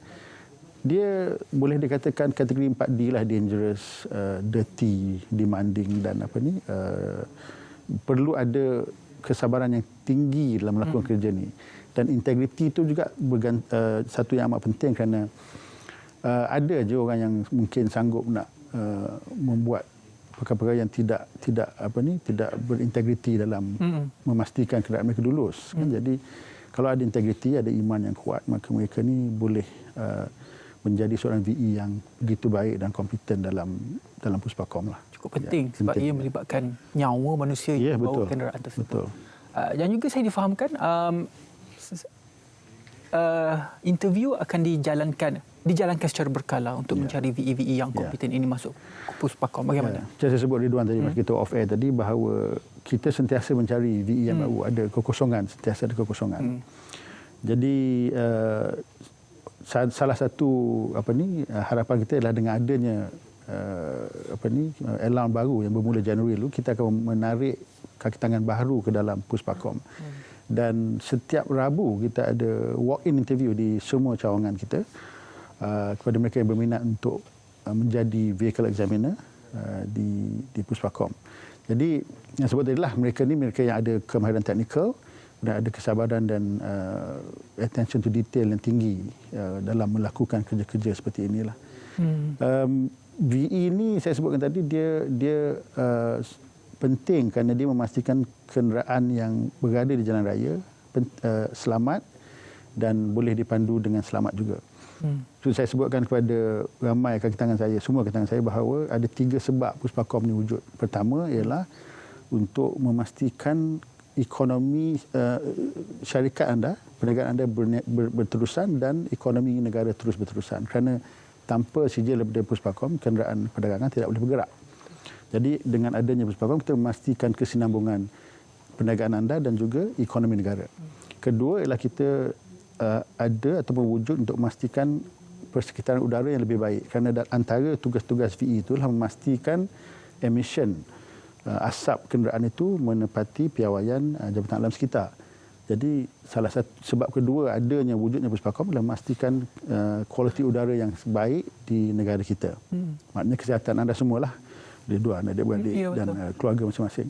Dan yang ketiga dan mungkin yang paling penting ialah memastikan tahap keselamatan di jalan raya itu tinggi. Sebab kalau saya ikut dari statistik, mungkin 33% kenderaan yang melalui pemeriksaan di Puspakom tidak lulus atau ada masalah dari segi kendalian brake. Jadi bayangkan kalau tak adanya Puspakom, kenderaan yang mempunyai masalah brake ini akan berada di jalan raya dan memastikan ataupun menjadikan kadar kemalangan semakin meningkat. Jadi 3 premis ini menjadi sebab kenapa Puspakom wujud untuk di Malaysia ini oleh kerajaan untuk mengadakan memastikan keselamatan jalan raya yang lebih baik, kualiti udara yang lebih baik dan juga kesinambungan ekonomi dan juga perniagaan masing-masing. Ya. Jadi dengan adanya inisiatif untuk memberi allowance tambahan kepada VE ini, bagaimana perspektif dari aspek kesan jangka masa panjang kepada Puspakom itu sendiri? Ya. Bagaimana? Kami berharap dengan adanya insentif yang baru ini, kita bermula Januari lalu, kita dapat mengekalkan kaki tangan kita ada sekarang ni, VE yang ada, untuk terus bersama dengan Puspakom dalam menjalankan tugas mereka. Sebab memang tugas itu sukar, jadi bila ada insentif tambahan tu, insya-Allah mereka akan lebih ada loyalty yang dapat kita, kesetiaan dapat kita pupuk di kalangan mereka. Dan kedua, yang sebutkan tadi, saya harapkan ada kaki tangan baru ataupun mereka yang sedang mencari kerja untuk datang ke Puspakom, mencari mencari pekerjaan dan terus membina kerjaya mereka dengan Puspakom. Kerana daripada VE itu dia boleh jadi seorang senior VE, pemeriksa kenderaan kanan, dan kemudian ada juga operation supervisor, mereka jadi supervisor, dan ada juga antara VE kita yang telah naik ke tahap branch manager dan juga regional manager atau pengurus kawasan. Ada Puspakom dia 30 tahun. Tahun ni kita mencapai usia 30 tahun dan ada kaki tangan kita yang masuk daripada memulanya Puspakom sampai sekarang. Kesetiaan tu dah memang ada. Jadi kalau kita beri insentif yang baru ni, insya-Allah kesetiaan itu dapat dipupuk lagi dan menarik kaki tangan baru masuk ke dalam Puspakom. Okay. Untuk minit yang terakhir ini, mungkin sedikit kata-kata akhir daripada Encik Mahmud untuk disampaikan kepada penonton Selamat Pagi Malaysia, terutamanya kepada VE yang di luar yang berminat untuk menjadi VE. Silakan. Kepada mereka yang mahu menjadi pemeriksa kenderaan di Puspakom, kita dah sebut insentif lah, ada insentif baru selain daripada gaji pokok dan kelebihan-kelebihan lain. Boleh datang ke mana-mana cawangan Puspakom pada hari Rabu, setiap hari Rabu untuk ditemu duga. Bawalah sijil yang ada. Itu pesanan untuk yang nak jadi kaki tangan Puspakom lah, jadi VE. Kepada rakyat Malaysia seluruhnya, saya ingin mewawarkan supaya mereka menjaga kenderaan mereka dengan baik, kemudian memeriksa kenderaan. Satu menyelenggara, tapi kemudian memeriksa. Maknanya kita katalah Januari kita selenggara, kemudian bulan 6 bulan selenggara sekali lagi. Bulan 3, bulan 4 tu kita buat satu pemeriksaan memastikan apakah keadaan kereta kita, brek kita, sistem gantungan kita macam mana, lampu kita macam mana. Kita boleh lakukan di Puspakom melalui voluntary vehicle inspection dengan bayaran RM50 tak silap saya, untuk memastikan kenderaan kita ni memang ada kenderaan yang roadworthy-nya bagus, tahap roadworthy-nya bagus. Itulah pesanan saya. Itu adalah satu jaminan keselamatan untuk kenderaan kita dan juga kita berada di jalan raya. Terima kasih banyak-banyak kepada Encik Mahmud Razak Bahman, Ketua Pegawai Eksekutif Puspakom, kerana sudi berkongsi kepada kita semua inisiatif terbaru daripada Puspakom, iaitu allowance tambahan pemeriksa kenderaan ataupun VE. Baiklah, selepas ini kita berehat seketika. Selepas ini Syuhaida akan bersama dengan anda untuk segmen seterusnya. Kita berehat seketika. Ini Bob. Bob adalah seorang penyelam marin. Setiap hari, Bob mendapati semakin banyak plastik dihanyutkan ke dalam laut. Kesannya boleh mengakibatkan jumlah plastik melebihi daripada hidupan laut menjelang 2050 jika tindakan tidak diambil. Dianggarkan 50% plastik yang dihasilkan adalah plastik sekali guna dan 13 juta tan plastik dihanyutkan ke laut. Kerana sayangkan alam sekitar, Bob mengambil inisiatif membersihkan sisa plastik.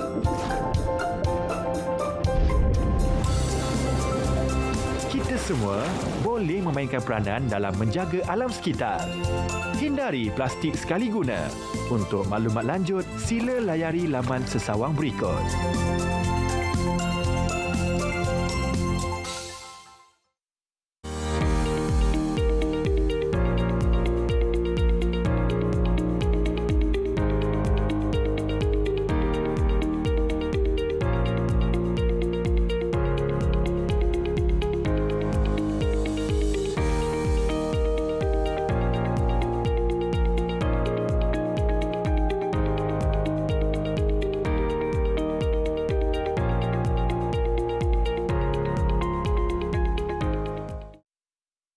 Saya tak jaga kesihatan. Dah berusia ni badan cepat letih dan kerap rasa tak selesa. Setiap malam tidur saya tak lena. Rasa badan banyak angin. Patih Halia Extra V Asia banyak membantu saya untuk kekal cergas dan bertenaga. Badan rasa ringan dan segar. Saya pun lebih selesa untuk lakukan apa saja. Patih Halia Extra V Asia diperkaya dengan halia bentong, bawang putih tunggal, sanca inci dan madu tualang yang banyak manfaatnya. Bila badan sihat, aktiviti harian pun dah tak terbatas. Jom dapatkan Patih Halia Extra. Pastikan V Asia baru beli.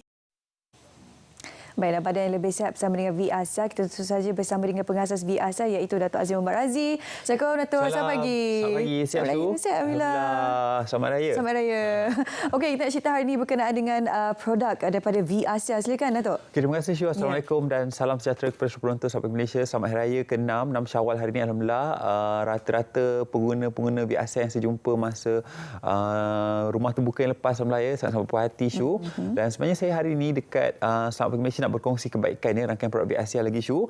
Yang mana Alhamdulillah pengguna-pengguna yang dah amalkan Patih Halia V Asia ni, mereka kata orang tu makin sihat, menunjukkan unjuran kesihatan yang semakin baik Syul. Dan Alhamdulillah respon pengguna sangat-sangat berpuas hati. Sebab tu kalau anda tengok kat depan saya hari ni Syul, saya bawa lagi sekali hari ni Patih Halia Extra V Asia yang mana kalau kita tengok data mendapati 600,000 61.2% daripada 600,000 rakyat Malaysia yang disaring oleh Perkeso berhadapan dengan dengan masalah kolesterol yang tinggi.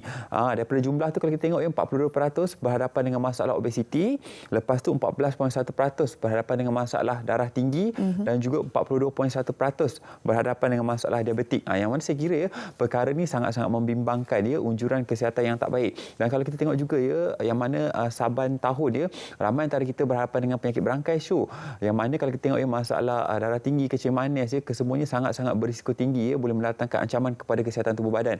Sebab tu kalau saya perhatikan saya dah lama dalam bidang kesihatan kosmetik ni, yang mana saya perhatikan rata-rata pengguna ni mereka nak satu makanan tambahan yang mana mampu milik untuk jangka masa panjang. Jadi sebab itulah saya dengan sesama pakar pemakanan kita formulasikan Pati Halia Extra V ASEAN ni untuk membantu orang luar kat sana yang mana yang ingin kesihatan yang berganda tambah-tambah lagi saya faham dalam keadaan ekonomi yang kurang baik kadang-kadang kita nak amalkan makanan tambahan mungkin kita rasa agak terbeban sebab apa? Kos yang tinggi. Pati Halia Extra V ASEAN ni masih baru dekat pasaran, saya kira 1 tahun, tapi alhamdulillah pengguna-pengguna yang amalkan mereka cukup berpuas hati. Kalau tengok kat Kaca TV sekarang ni, nampak tak bahan-bahan terbaik yang dirumuskan, antaranya seperti bawang putih tunggal, madu tualang, lepas tu kita ada halia bentung kesemua bahan-bahan ni sangat-sangat baik untuk kesihatan tubuh badan secara menyeluruh. Dan intipati antaranya kenapa kita gunakan pati halia bentung halia bentung ni sebab apa? Halia bentung ni mempunyai antioksidan yang sangat tinggi serat yang lebih tinggi 3 kali ganda yang tinggi lebih antioksidan daripada halia biasa.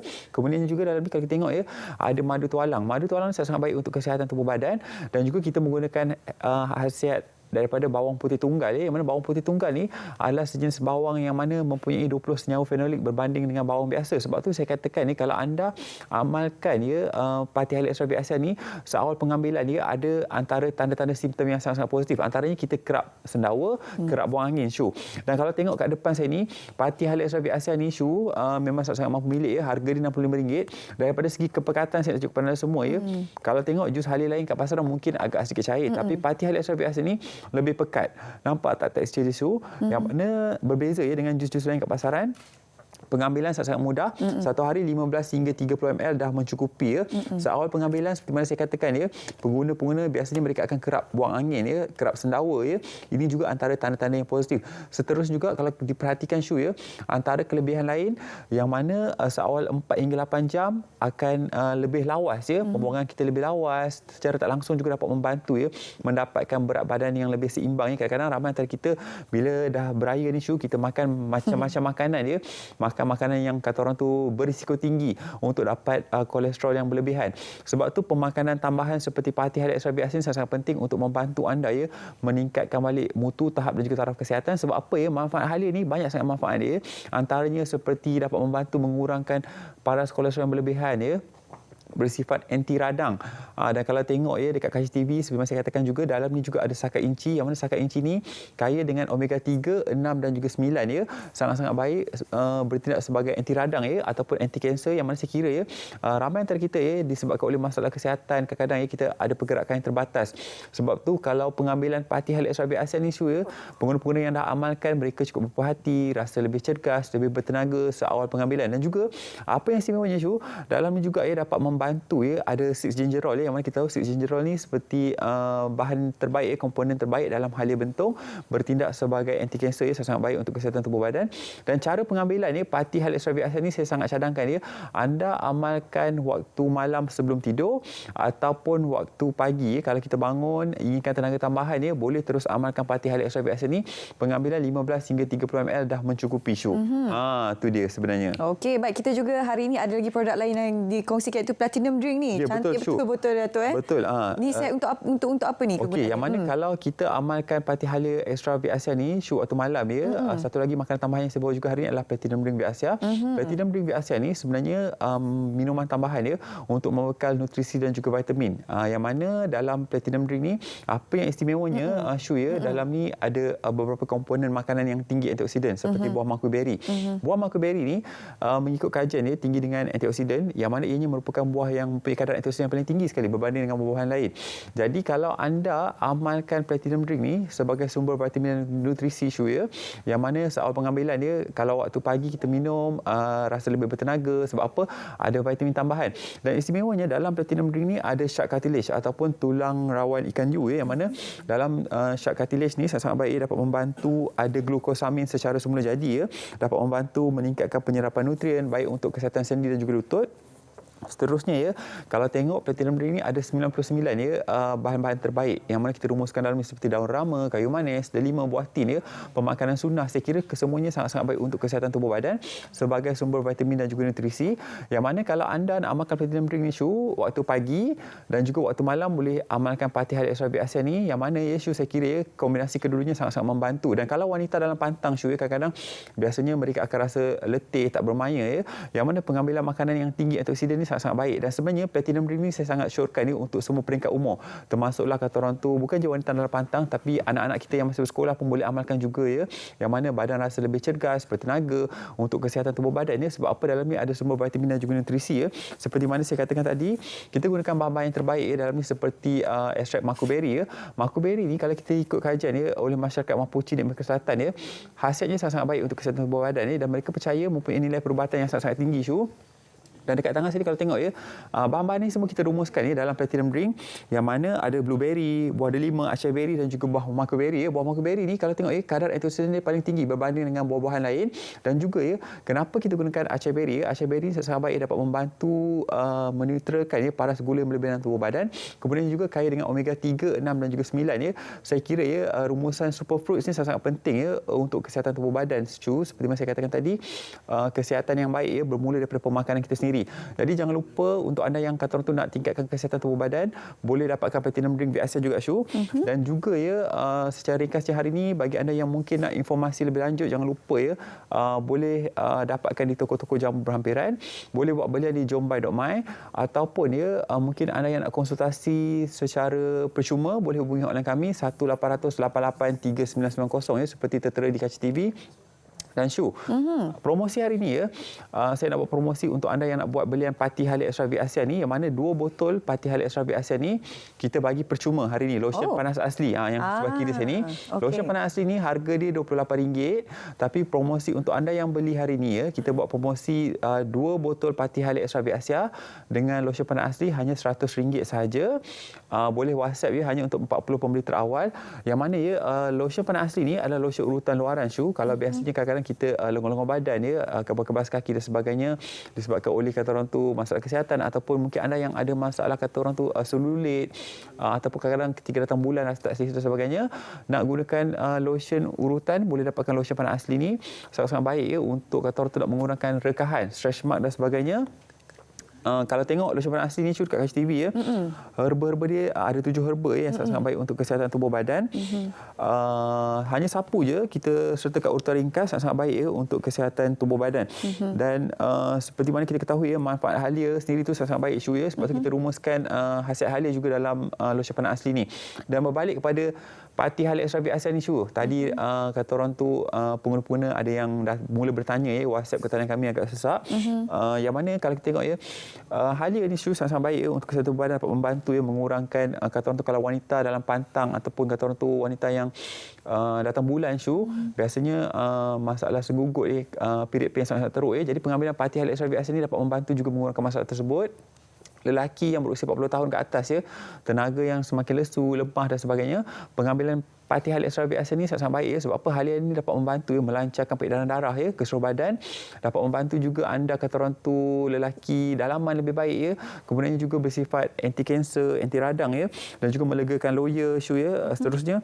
Kalau kita tengok paling penting pengambilan halia ni dapat membantu mengurangkan kolesterol yang berlebihan dalam tubuh badan dan juga membantu penghalaman. Jadi rangkaian produk V Asia boleh dapati di seluruh toko-toko jamu berhampiran. Anda boleh hubungi hotline tertera kat Kaca TV ataupun ke toko-toko jamu yang berhampiran terus.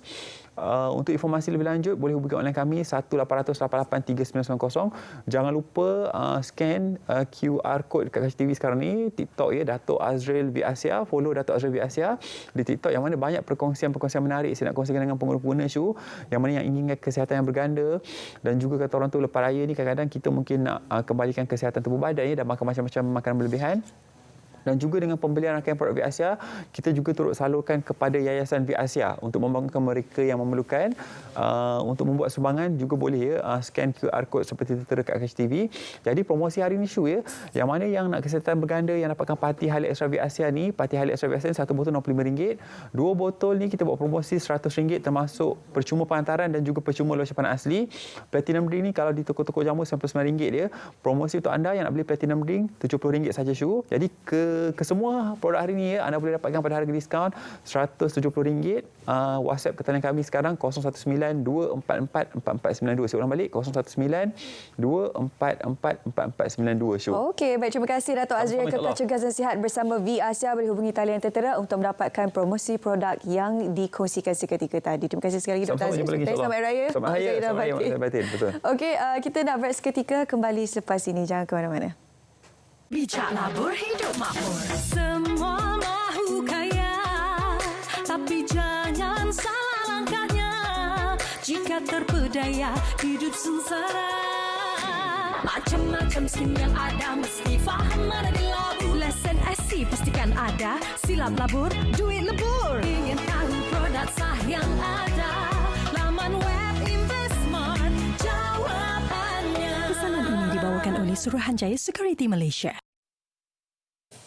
Baiklah, kita sudah pun berada di penghujung rancangan untuk Selamat Pagi Malaysia edisi pada hari ini 15 April 2024 bersama dengan 6 Syawal 1445 Hijrah.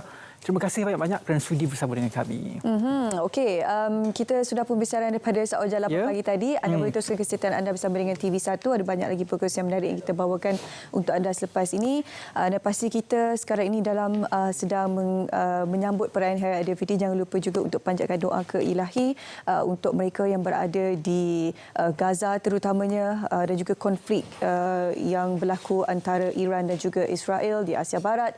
Untuk kita sama-sama panjatkan doa ke Ilahi untuk memastikan agar ketegangan tersebut dapat diselesaikan dengan segera mungkin. Jika ketegangan itu terus berlaku, banyak kesannya seperti kesan perdagangan antara bangsa dan sebagainya. Jadi kita sebagai mungkin dikatakan sebagai rakyat biasa ini kita mampu berdoa dan kita boleh berdoa supaya ketegangan di Asia Barat kita dapat redakan dan juga impaknya kita tidak akan terasa terlalu besar kepada kita, terutamanya dari aspek ekonomi. Okey, kita akan bawakan perkembangan dari semasa ke semasa berkaitan dengan konflik ini dan juga berita daripada dalam negara juga. Teruskan kesihatan anda bersama kami. Saya Syuhada Arifin. Saya Ridwan Mustafa. Dengan itu, Assalamualaikum warahmatullahi wabarakatuh. Sekali lagi, selamat Hari Raya Aidilfitri. Maaf zahir dan batin.